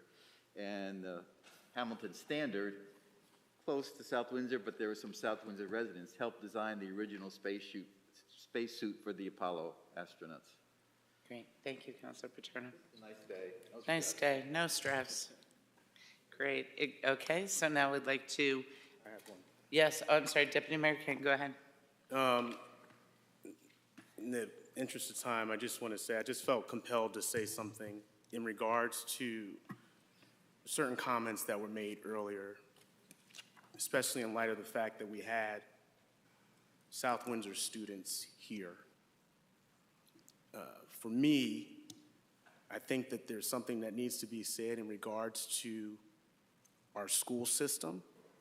I think it's off the chain. I think that it's phenomenal. I think that we have teachers that are phenomenal. I have colleagues that are part of governments in other cities that they wish that they had our school system. So to hear a resident suggest anything other than that, especially in light of the fact that we have students here, my daughter, she was not here, but being one of them, who was about to graduate, and she has her pick, by the grace of God, of at least 10 schools. I just want our community to know that we have a phenomenal school system. And I think that we have a phenomenal school system for the children of any age group, of any race, of any culture.